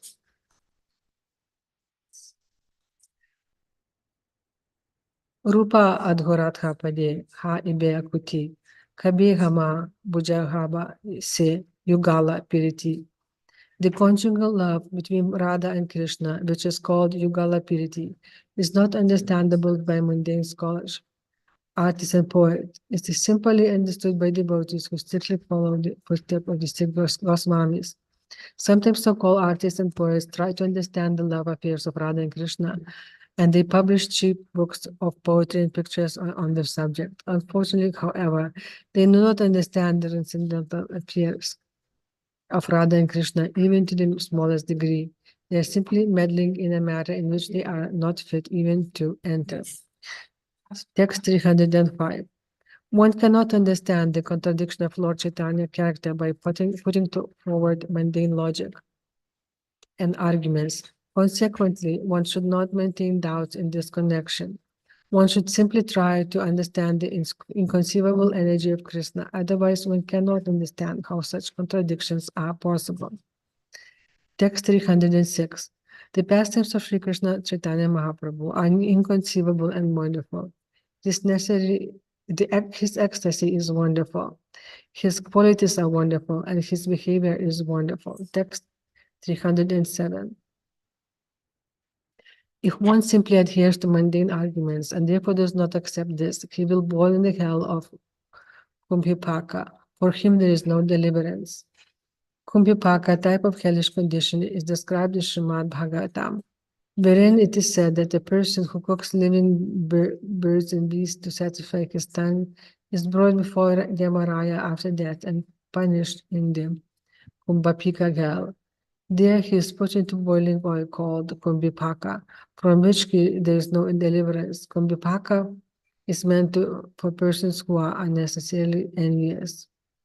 Those who are envious of the activities of Sri Caitanya Mahāprabhu are punished in that hellish condition. Text 308. Anything transcendental to material nature is called inconceivable, whereas arguments are all mundane.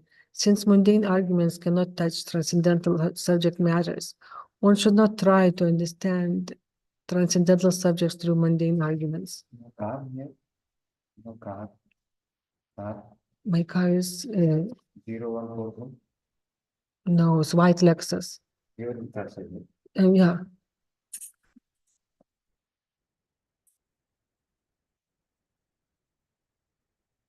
This verse from Mahabharata, Bhishma Parva 5.22, is also quoted in Bhakti Rasamrita Sindhu 2.5.93 by Srila Rupa Goswami, text 309.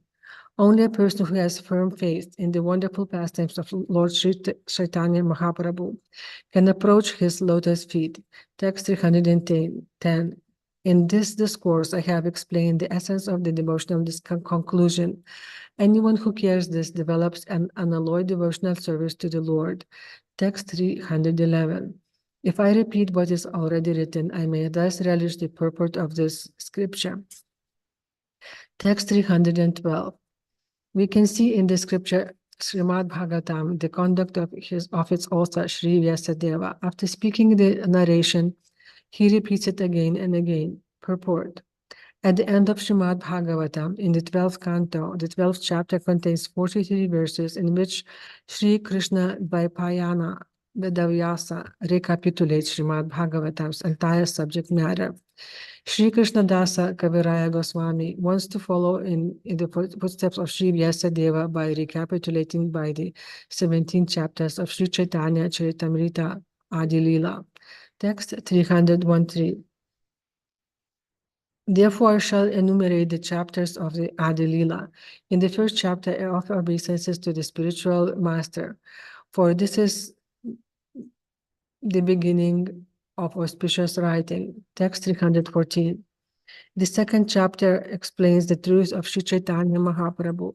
He is the Supreme Personality of Godhead, Lord Krishna, the son of Maharaja Nanda. Text 315. Sri Krishna Caitanya Mahāprabhu, who is Krishna himself, has now appeared as the son of Mother Shatsi. The third chapter describes the general cause of his appearance. Text 316.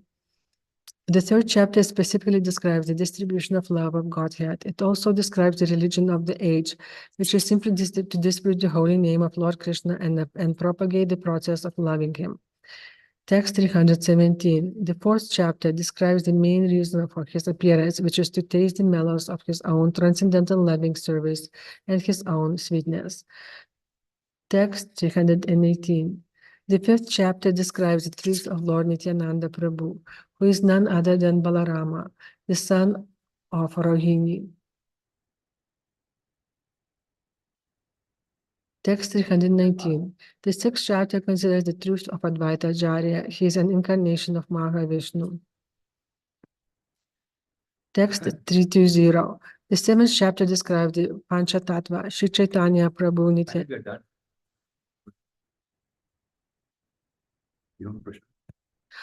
Later.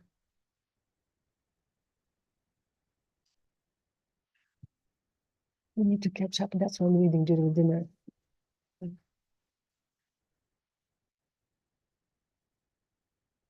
The seventh chapter describes the Panchatattva, Sri Caitanya, Prabhu Nityananda, Sri Advaita, Gadadhara, and Srivasa. They all combine together to distribute love of Godhead everywhere. Text 321. The eighth chapter gives the reason for describing Lord Chaitanya's pastimes. It also describes the greatness of Lord Krishna's holy name. Text 322. The ninth chapter describes the desire tree of devotional service. Sri Caitanya Mahāprabhu himself is the gardener who planted it.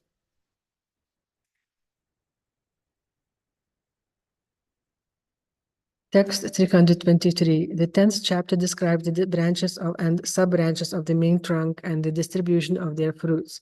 Text 324. The 11th chapter describes the branch called Sri Nityananda Prabhu. The 12th chapter describes the branch called Sri Advaita Prabhu. Text 325. The 13th chapter describes the birth of Sri Caitanya Mahāprabhu, which took place with the changing of the holy name of Krishna. Text 326. The 14th chapter gives some description of the Lord's childhood pastimes. The 15th briefly describes the Lord's boyhood pastimes. Text 327. In the 16th chapter, I have indicated the pastimes of the Kaishora age, the age prior to use. In the 17th chapter, I have specifically described his useful pastimes. Thus, there are 17 varieties of subjects in the first canto, which is known as the Adi Lila. 12 of these constitute the preface of the scripture. Text 329. After the chapters of the preface, I have described 5 transcendental mellows in 5 chapters. I have described them very briefly under rather than expensively. Text 330. By the order and strength of Sri Nityananda Prabhu, Srila Vrindavana Dasa Thakura has elaborately described in his Caitanya Mangala all that I have not. Text 331. The pastimes of Lord Sri Chaitanya Mahaprabhu are wonderful and unlimited. Even personalities like Lord Brahma, Lord Shiva, and Sheshanaga cannot find their end. Text 332. Anyone who describes or hears any part of this elaborate subject will very soon receive the causeless mercy of Sri Chaitanya Mahaprabhu. Text 333. Herein the author again describes the Panchatattva, Sri Krishna Chaitanya, Prabhu Nityananda, Sri Advaita, Gadadhara, Srivasa, and all the devotees of Lord Chaitanya. Text 334. I offer my respectful obeisances to all the residents of Vrindavana. I wish to place their lotus feet on my head in the great humbleness. Text 335, 336. I wish to place the lotus feet of the Goswamis on my head. The names are Sri Swarupa Damodara, Sri Rupa Goswami, Sri Sanatana Goswami, Sri Raghunatha Dasa Goswami, and Sri Jiva Goswami. Placing their lotus feet on my head, always hoping to serve them, I, Krishna Dasa, narrate Sri Chaitanya Caritamrta, following in their footsteps. Purport. Thus end the Bhaktivedanta purpose of Sri Chaitanya Caritamrta Adi Lila, 17th chapter, describing the pastimes of Lord Chaitanya Mahaprabhu in his youth.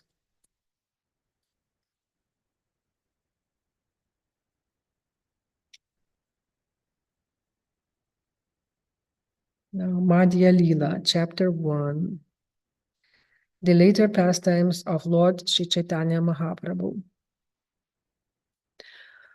In this chapter, there is a summary description of all the pastimes performed by Sri Chaitanya Mahaprabhu during the middle period of his activities, as well as the 6 years at the end of his activities. All of these are described in brief.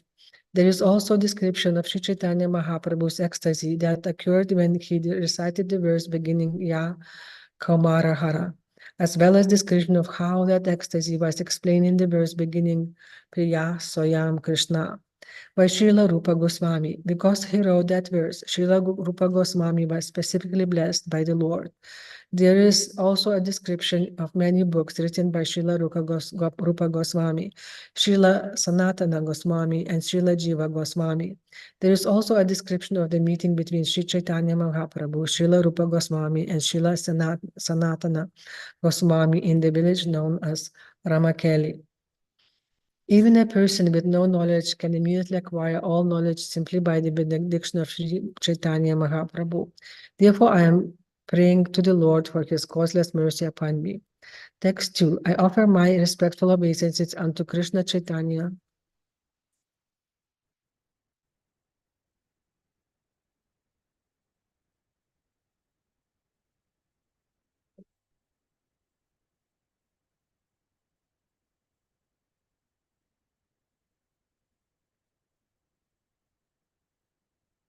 Text 2. I offer my respectful obeisances unto Sri Krishna, Chaitanya, and Lord Nityananda, who are like the sun and the moon. They have arisen simultaneously on the horizon of Gauda to dissipate the darkness of ignorance, and thus wonderfully bestow benediction upon all. Text 3. Glory to all merciful Radha and Madha Mohana. I am lame and ill-advised, yet they are my directors, and their lotus feet are everything to me. Text 4. In a temple of jewels in Vrindavana, underneath a desire tree, Sri Radha Govinda, they served by their most confidential associates, sit upon the effulgent throne. I offer my humble obeisances unto them. Text 5. May Gopinath Ji, who attracts all the gopis with the song of his flute, and who has begun the most melodious rasa dance on the bank of Yamuna and Mamishvata, be merciful upon us. Text 6. All glories unto Sri Gaurahari, who is an ocean of mercy. All glories unto you, the son of Sachit Devi, For you are the only friend to all fallen souls. Text 7, all glories unto Lord Nityananda and Advaita Prabhu, and all glories unto all devotees of Lord Caitanya, headed by Srivasa Thakura. Text 8, I have previously described in synopsis the Adi Lila, initial pastimes, which have already been fully described by Vrindavana Dasa Thakura. Text 9, I have therefore given only synopsis of those incidents, and whatever specifics were to be related have already been given in that synopsis. Text 10, to describe the unlimited pastimes of Sri Chaitanya Mahaprabhu is not possible, but I now wish to relate the chief incidents and give a synopsis of those pastimes occurring at the end.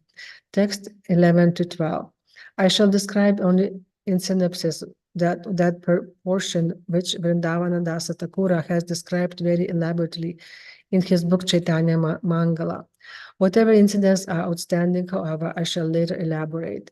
Text 13. Actually, the authorized compiler of the pastimes of Sri Chaitanya Mahaprabhu is Srila Vrindavana Dasa, the incarnation of Vyasadeva. Only upon his orders I am trying to chew the remnants of food that he has left. Placing his lotus feet upon my head in great devotion, I shall now describe in summary the Lord's final pastimes. Text 15, for 24 years, Lord Sri Chaitanya Mahaprabhu remained at home, and whatever pastimes he performed during that time are called Adi Lila. Text 16, at the end of his 24th year, in the month of Magha, during the fortnight of the waxing moon, the Lord accepted the renounced order of life, sannyasa. Text 17, after accepting sannyasa, Lord Chaitanya remained within this material world for another 24 years. Within this period, whatever pastimes he enacted are called the Shesa Lila, or pastimes occurring at the end. Text 18, the final pastimes of the Lord occurring in his last 24 years are called Madhya, middle, or Antya, final. All the devotees of the Lord refer to his pastimes according to these divisions. Text 19, for 6 years of the last 24, Sri Chaitanya Mahaprabhu traveled all over India from Jagannath Puri to Bengal and from Cape Comorin to Vrindavana. Text 20, all the pastimes performed by Lord in those places are known as the Madhya Lila, and whatever pastimes were performed after that are called the Antya Lila. The pastimes of the Lord are therefore divided into 3 periods, the Adi Lila, Madhya Lila, and Antya Lila. Now I shall very elaborately describe the Madhya Lila. For 18 continuous years, Lord Chaitanya Mahaprabhu remained at Jagannath Puri and through his personal behavior instructed all living entities in the mode of devotional service.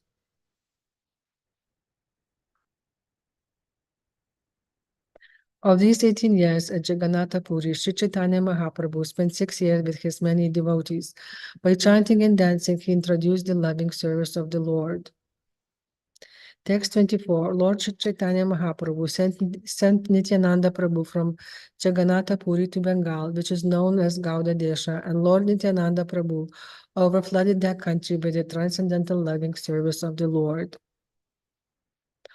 Text 25, Sri Nityananda Prabhu is by nature very much inspired in rendering transcendental loving service to Lord Krishna. Now being ordered by Sri Chaitanya Mahaprabhu, he distributed his loving service anywhere and everywhere.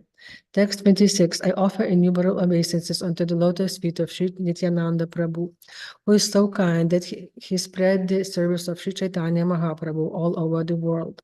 Text 27, Chaitanya Mahaprabhu used to address Nityananda Prabhu as his elder brother, whereas Nityananda Prabhu addressed Sri Chaitanya Mahaprabhu as his Lord. Text 28, although Nityananda Prabhu is none other than Balarama himself, he nonetheless always thinks of himself as the eternal servant of Lord Sri Chaitanya Mahaprabhu. Text 29, Nityananda Prabhu requested everyone to serve Sri Chaitanya Mahaprabhu, chant his glories and utter his name. Nityananda Prabhu claimed that person to be his life and soul who rendered devotional service unto Sri Chaitanya Mahaprabhu. Text 30. In this way, Srila Nityananda Prabhu introduced the cult of Sri Chaitanya Mahaprabhu to everyone without discrimination. Even though the people were fallen souls and blasphemers, they were delivered by this process.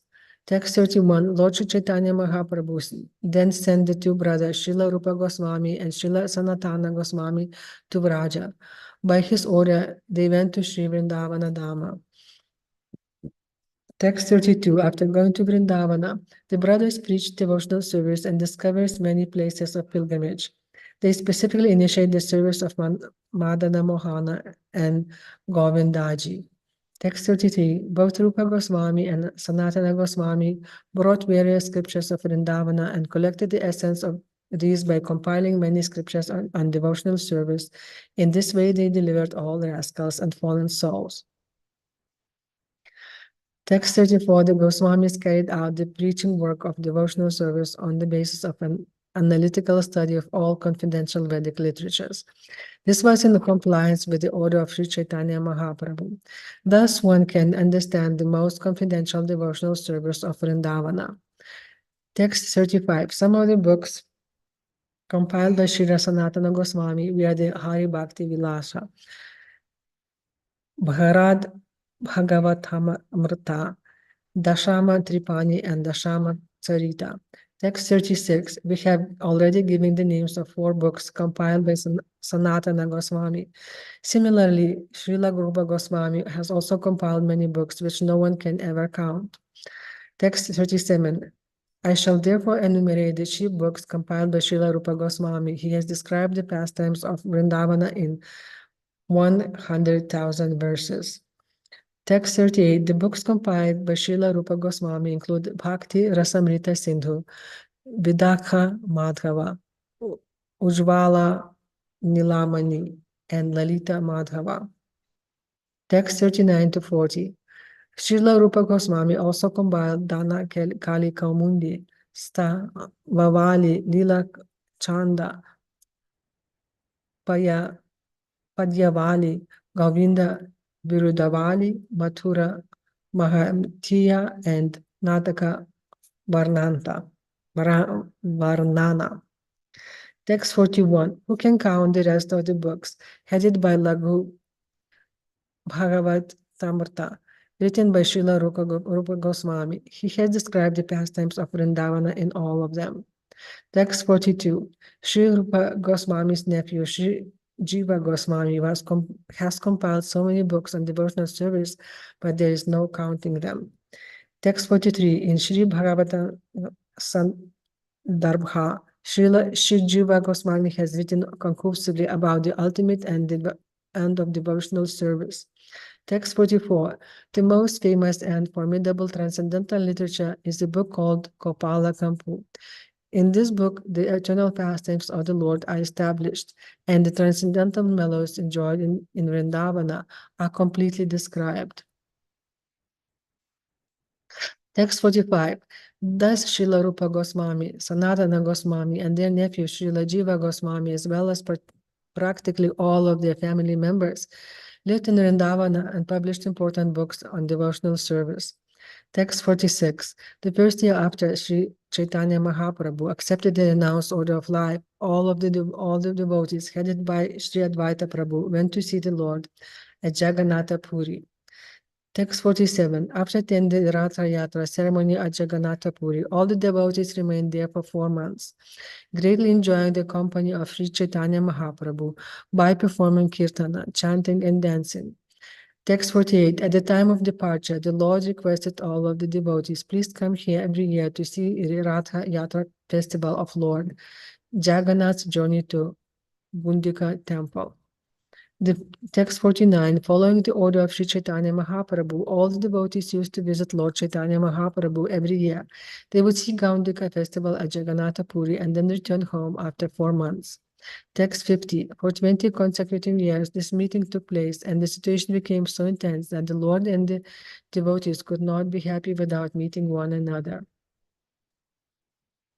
Text 51. The last 12 years were simply devoted to relishing the pastimes of Krishna in separation within the heart of the Lord. In the attitude of separation, Lord Chaitanya Mahaprabhu appeared mad both day and night. Sometimes he laughed, and sometimes he cried, sometimes he danced, and sometimes he chanted in great sorrow. All those times, Sri Chaitanya Mahaprabhu would visit Lord Jagannatha. Then his feelings exactly corresponded to those of the gopis when they saw Krishna at Kurukshetra after long separation.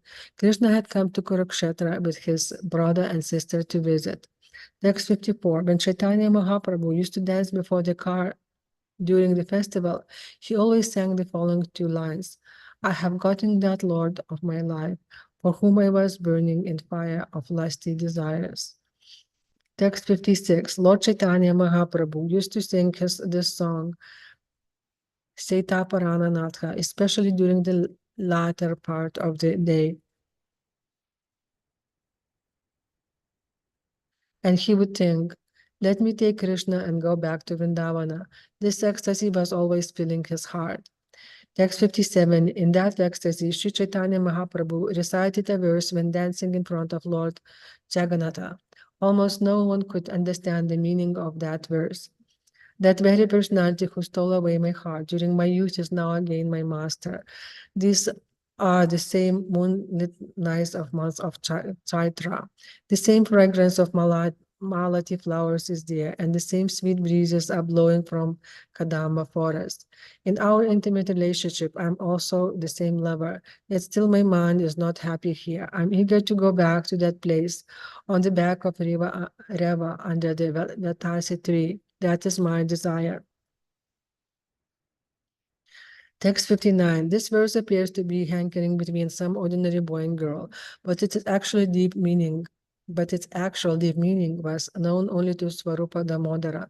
By chance, one year Rupa Goswami was also present there. Text 60. Although the meaning of the verse was known only to Swarupa Damodara, Rupa Goswami, after hearing it from Sri Chaitanya Mahaprabhu, immediately composed another verse that described the meaning of the original verse. Text 61. After composing this verse, Rupa Goswami wrote it on a palm leaf and put it on the roof of the thatched house in which he was living. Text 62. After composing this verse and putting it on the roof of his house, Sri Rupa Goswami went to bathe in the sea. In the meantime, Lord Chaitanya Mahaprabhu went to his hut to meet him. Text 63. To avoid turmoil, three great personalities, Haridasa Thakura, Srila Rupa Goswami, and Srila Sanatana Goswami, did not enter the temple of Jagannatha. Text 64. Every day, Sri Chaitanya Mahaprabhu used to see the Upala Bhoga ceremony at the temple of Jagannatha. And after seeing this, he used to go visit these three great personalities on his way to his own residence. Text 65. If one of these three was not present, he would meet the others. That was his regular practice. Text 63. When Sri Chaitanya Mahaprabhu went to the residence of Sri Rupa Goswami, he accidentally saw the palm leaf of the roof, and thus he read the verse composed by him. Text 67. After reading the verse, Sri Chaitanya Mahaprabhu went into an ecstatic mood. While he was in that state, Srila Rupa Goswami came and immediately fell down on the floor like a rod. When Rupa Goswami fell down like a rod, Sri Chaitanya Mahaprabhu got up and gave him a slap. Then, taking him on his lap, he began to speak to him. Text 69. No one knows the purport of my verse, Chaitanya Mahaprabhu said. How could you understand my intention? Text 70. Saying this, Lord Chaitanya Mahaprabhu bestowed various benediction upon Rupa Goswami, and taking the verse, he later showed it to Swarupa Goswami. Text 71. Having shown the verse to Swarupa Damodara with great wonder, Chaitanya Mahaprabhu asked him how Rupa Goswami could understand the intention of his mind.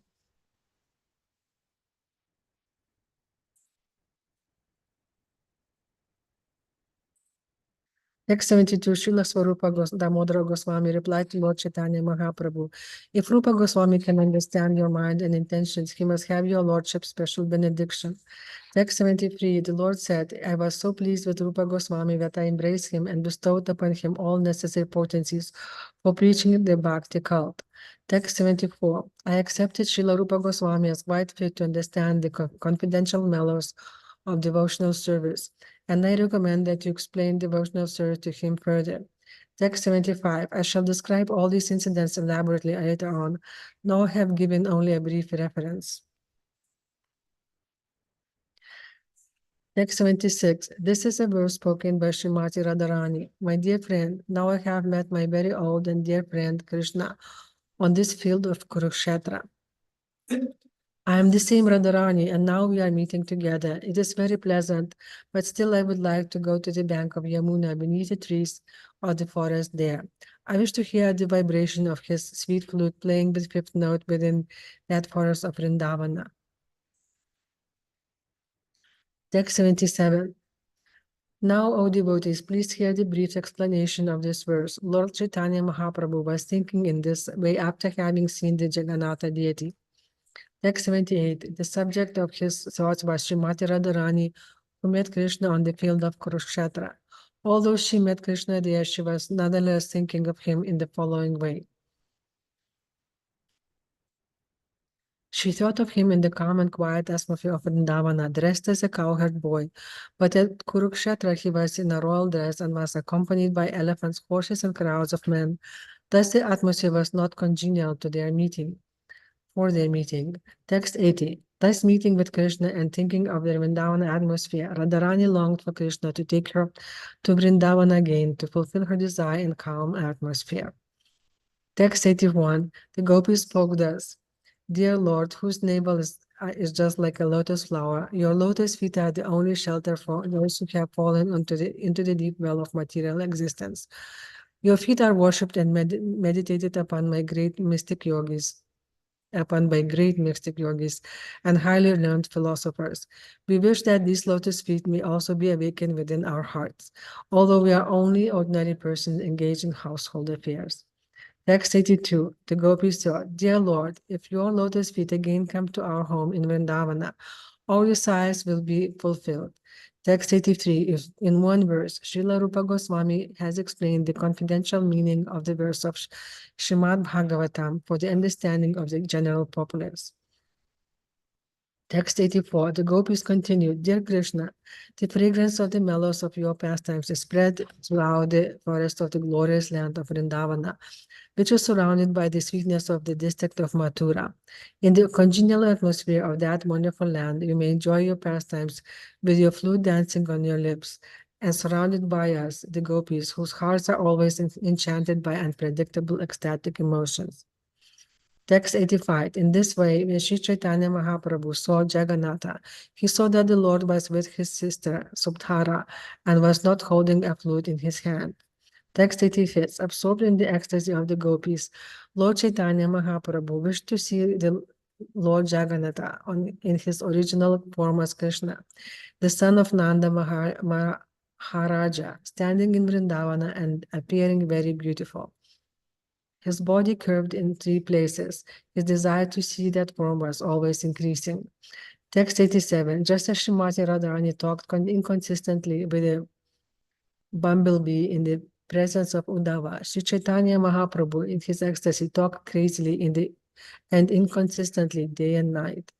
Text 88. The last 12 years of Sri Caitanya Mahāprabhu were passed in his transcendental craziness. Thus he executed his last pastimes in 3 ways. Text 89. For the 24 years after Sri Caitanya Mahāprabhu accepted the renounced order, whatever pastimes he executed were unlimited and unfathomable. Who can understand the purport of such pastimes? Text 90. Just to indicate those pastimes, I am presenting a general survey of the chief pastimes in the form of a synopsis. Text 91. This is the first synopsis. After accepting the sannyasa order, Caitanya Mahāprabhu proceeded toward Vrindavana. Text 92. When proceeding toward Vrindavana, Sri Caitanya Mahāprabhu was overwhelmed with ecstatic love for Krishna, and he lost all remembrance of the external world. In this way, he traveled continuously for 3 days in Radha Desha, the country where the Ganges River does not flow. Text 93. First of all, Lord Nityananda bewildered Sri Caitanya Mahāprabhu by bringing him along the banks of the Ganges, saying that it was the river Yamuna. Text 94. After 3 days, Lord Caitanya Mahāprabhu came to the house of Advaitacharya in Shantipura and accepted alms there. This was his first acceptance of alms.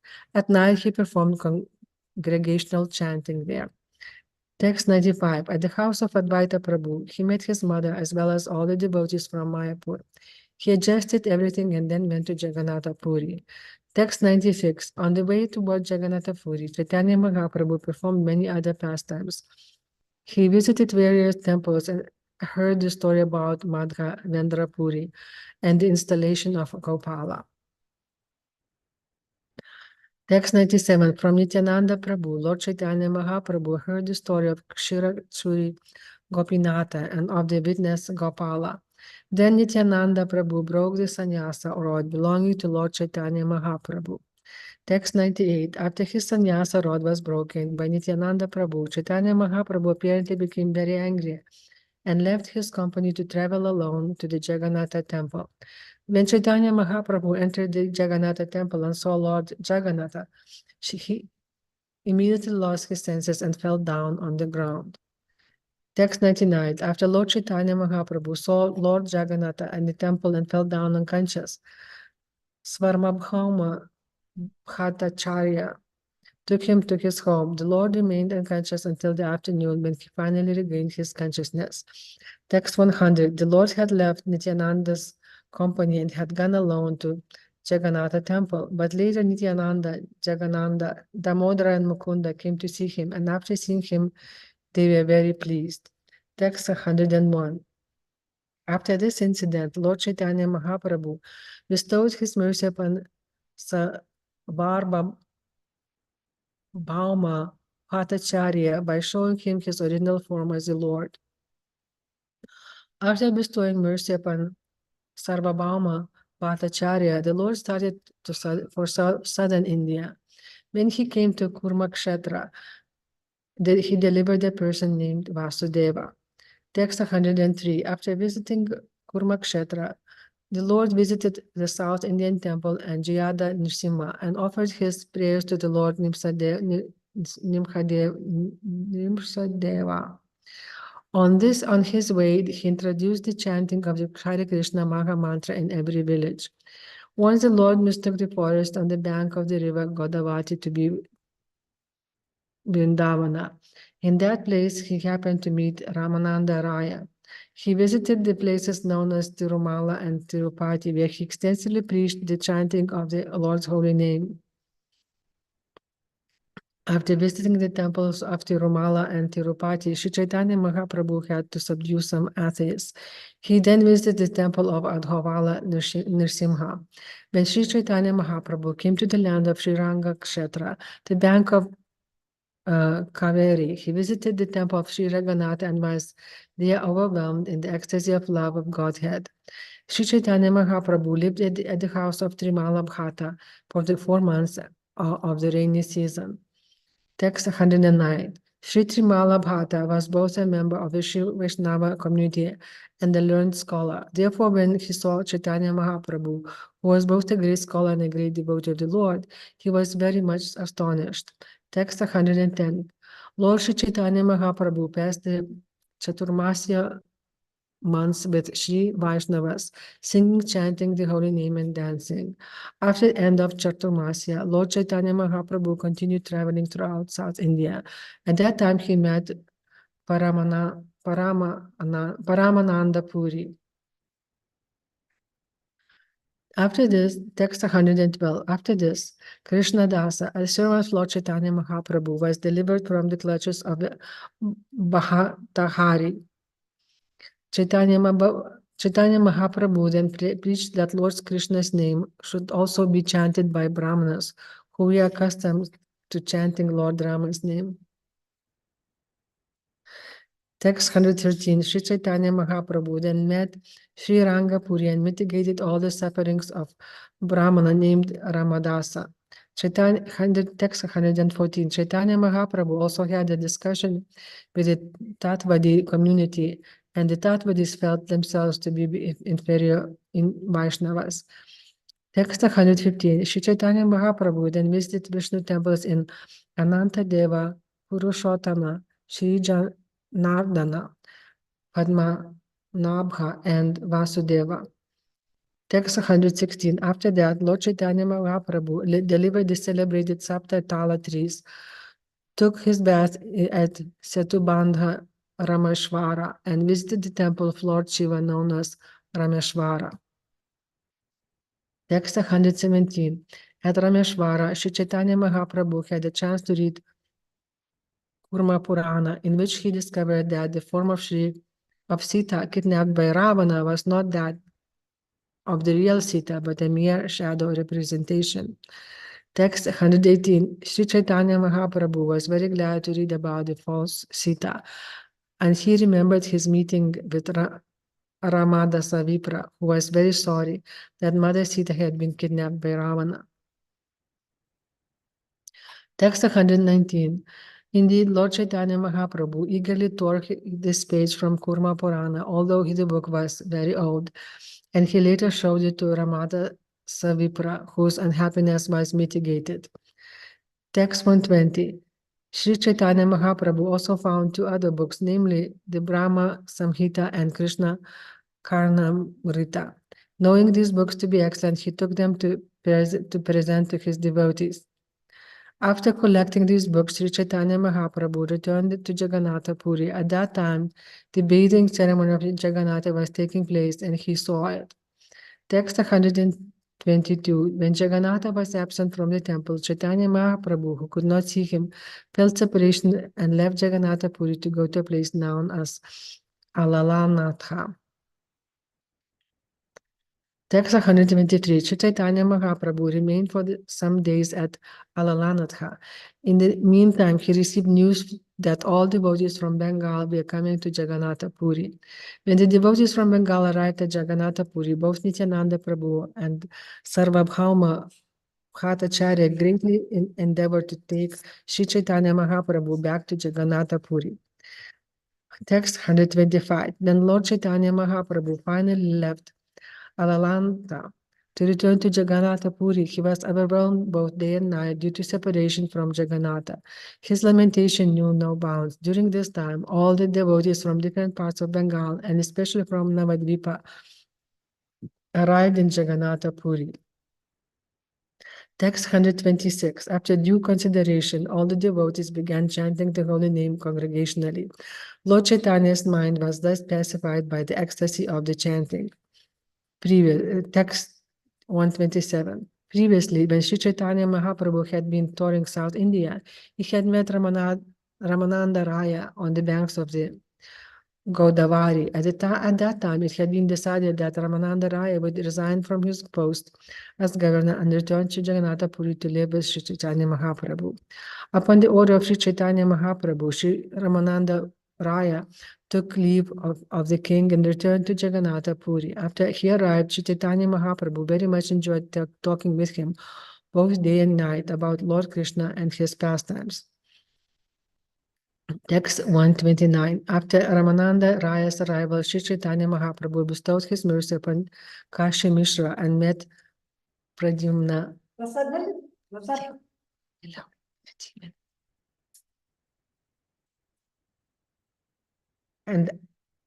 And met Pradyumna Mishra and other devotees. At that time, three personalities, Paramananda Puri, Govinda, and Kashishvara, came to see Lord Chaitanya at Jagannatha Puri. Eventually, there was a meeting with Svarupa Damodara Goswami, and the Lord became very greatly pleased.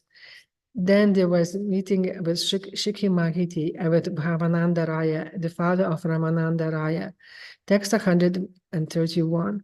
All the devotees from Bengal gradually began arriving at Jagannatha Puri. At this time, the residents of Kulina Grama also came to see Sri Chaitanya Mahaprabhu for the first time.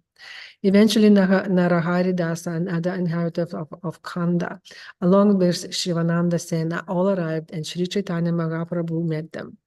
Text 133. After seeing the bathing ceremony of Lord Jagannatha,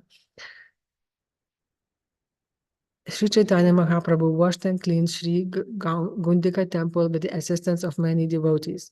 Text 134. After this, Lord Chaitanya Mahaprabhu and all the devotees saw the Ratha Yatra, the car festival ceremony. Chaitanya Mahaprabhu himself danced in front of the car, and after dancing, he entered a garden. Text 135. In that garden, Lord Chaitanya Mahaprabhu bestowed his mercy upon King Pratapudra Prataparudra. Afterwards, when the Bengali devotees were about to return home, the Lord gave separate orders to almost every one of them. Text 136. Sri Caitanya Mahāprabhu desired to meet all the devotees of Bengal every year. Therefore, he ordered them to come to see the Ratha Yatra festival every year. Text 137. Sri Caitanya Mahāprabhu was invited to dine at the house of Sarvabhauma Bhattacharya. While he was eating sumptuously, the son-in-law of Sarvabhauma Bhattacharya, the husband of his daughter Sadhi, criticized him. Because of this, Sadhi's mother cursed him by praying that Sadhi would become a widow. In other words, she cursed her son-in-law to die. Text 138. At the end of the year, all the devotees from Bengal, headed by Advaita Acharya, again came to see the Lord. Indeed, there was a great rush of devotees to Jagannatha Puri. Text 139. When all the devotees from Bengal arrived, Sri Caitanya Mahāprabhu allotted them residential quarters, and Shivananda Sena was put in charge of their maintenance. Text 140. A dog accompanied Shivananda Sena and the devotees, and that dog was so fortunate that after seeing the lotus feet of Lord Caitanya Mahāprabhu, it was liberated and went back home, back to Godhead. Text 141. Everyone met Sarvabhauma Bhattacharya on his way to Varanasi.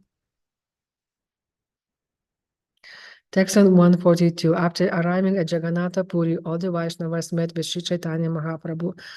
Later, Sri Caitanya Mahāprabhu sported in the water, taking all the devotees with him. Text 143. First, the Lord washed the temple Gundika very thoroughly. Then everyone saw Radha Yatra festival and the Lord's dancing before the car. Text 144. The garden along the road from Jagannatha temple to Gundika, Lord Caitanya Mahāprabhu performed various pastimes. A Brahmana named Krishnadasa performed the bathing ceremony of Lord Caitanya Mahāprabhu. Text 145. After dancing in the Gundika temple, the Lord sported in the water with his devotees, and on Hera Panchami day, they all saw activities of the goddess of fortune, Lakshmi Devi. Text 146. On Janmashtami, Lord Krishna's birthday, Sri Caitanya Mahāprabhu dressed himself as a cowherd boy. At that time, he carried a balance with pots of yogurt and wheeled a rod about. Text 147. After this, Sri Caitanya Mahāprabhu bade farewell to all the devotees from Gauda Desha, Bengal, and continued chanting with his intimate devotees who constantly remained with him. Text 148. To visit Vrindavana, the Lord went to Gauda Desha, Bengal. On the way, King Parapurudra performed a variety of services to please the Lord. Text 149. On the way to Vrindavana via Bengal, there was an incident wherein some cloth was exchanged with Puri Goswami. Shri Ramananda Iraya accompanied the Lord as far as the city of Bhadraka. Text 150. When Sri Caitanya Mahāprabhu reached Vidyanagar, Bengal, on the way to Vrindavana, he stopped at the house of Vidya Vakaspati, who was the brother of Sarvabhauma Bhattacharya. When Lord Caitanya Mahāprabhu suddenly arrived at his house, great crowds of people gathered. Text 151. For the 5 consecutive days, all the people gathered to see the Lord, and still there was no rest. Out of fear of the crowd, Lord Caitanya Mahāprabhu left at night and went to the town of Puriya, present-day Navadvipa. Text 152. Hearing the Lord's arrival at Puriya Grama, many hundreds of thousands of people came to see him. Text 153. The specific acts performed by Sri Caitanya Mahāprabhu at this time were his showing favor to Devananda Pandita and excusing the Brahmana known as Gopala Chapala from the offense he had committed at the lotus feet of Shrivasa Thakura. Text 154. Many atheists and blasphemers came and fell at the lotus feet of the Lord, and the Lord in return excused them and gave them love of Krishna. Text 155.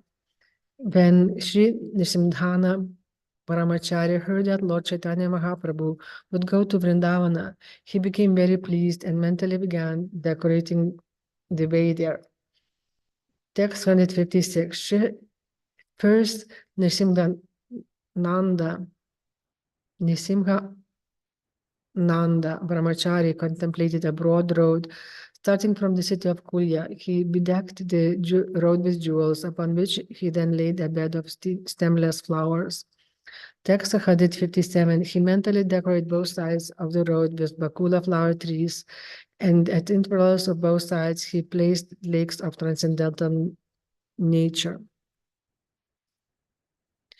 Text 158. These lakes had bathing places constructed with jewels, and they were filled with blossoming lotus flowers. There were various birds chirping, and the water was exactly like nectar. Text 159. The entire road was surcharged with many cool breezes,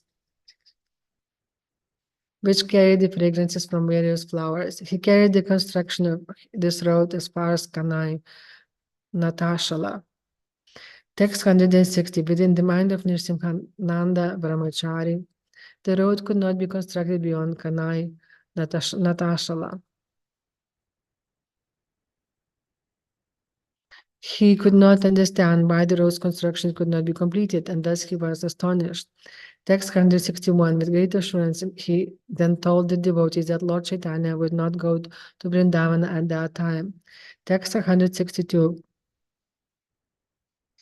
Nrsimhananda Brahmachari said, "The Lord will go to Kanai, Natashala, and then will return. All of you will come to know of this later, but I now say this with great assurance." Text 163. When Lord Chaitanya Mahaprabhu began to proceed from Kulya toward Vrindavana, thousands of men were with him, and all of them were devotees.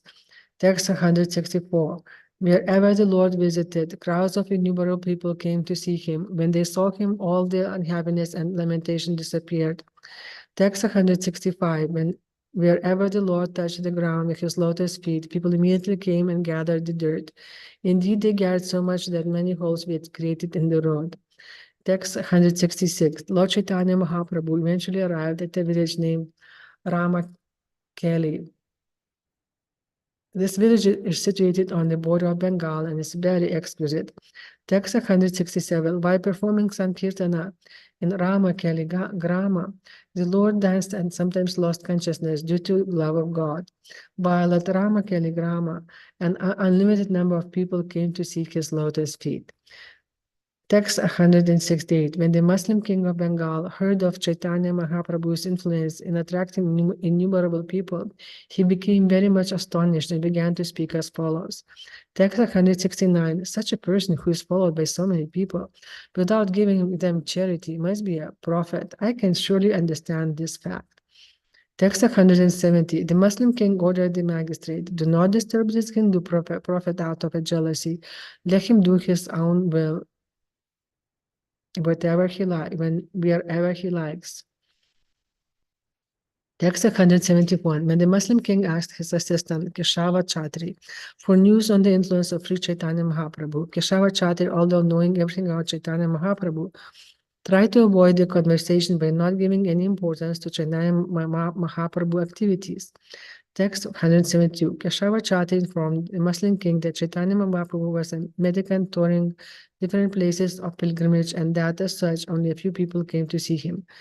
Text 173. Keshava Chatri said, "Out of jealousy, your Muslim servant plots against him. I think that you should not be very interested in him, for there is no profit in it. Rather, there is simply loss." Text 174. After pacifying the king in this way, Keshava Chatri sent a Brahmana messenger to Lord Chaitanya Mahaprabhu, requesting him to leave without delay. Text 175. In private, the king inquired from the Rakshasa, Srila Rupa Goswami, who began to speak about the glories of the Lord. Text 176. Srila Rupa Goswami said, "The Supreme Personality of Godhead, who gave you this kingdom and whom you accept as a prophet, has taken birth in your country due to your good fortune." Text 177. This prophet always desires your good fortune. By his grace, all your business is successful. By his blessings, you will attain victory everywhere. Text 178. Why are you questioning me? Better that you question your own mind, because you are the king of the people. You are the representative of the Supreme Personality of Godhead. Therefore, you can understand this better than I.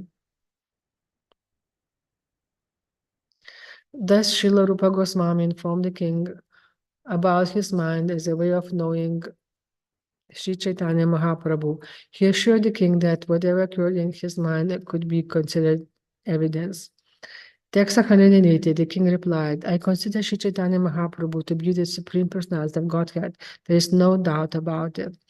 Text 181, after having this conversation with Rupa Goswami, the king entered his private house. Rupa Goswami, then known as the Birakasa, also returned to his residence. Text 182, after returning to his residence, the Birakasa and his brother decided after much consideration to go see the Lord incognito. Text 183, thus in the dead of night of the two brothers, the Birakasa and Sakara Malika went to see Sri Chaitanya Mahaprabhu incognito. First they met Nityananda Prabhu and Haridasa Thakura. Text 184, Sri Nityananda Prabhu and Haridasa Thakura told Lord Chaitanya Mahaprabhu that two personalities, Sri Rupa and Sanatana, had come to see him. Text 185, in great humility, both brothers took bunches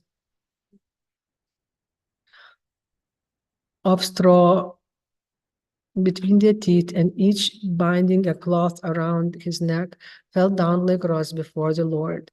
Text 186, upon seeing Lord Chaitanya Mahaprabhu,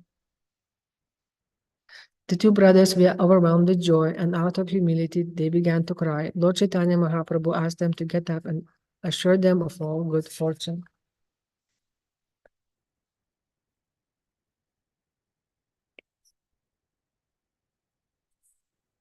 Next one is 186.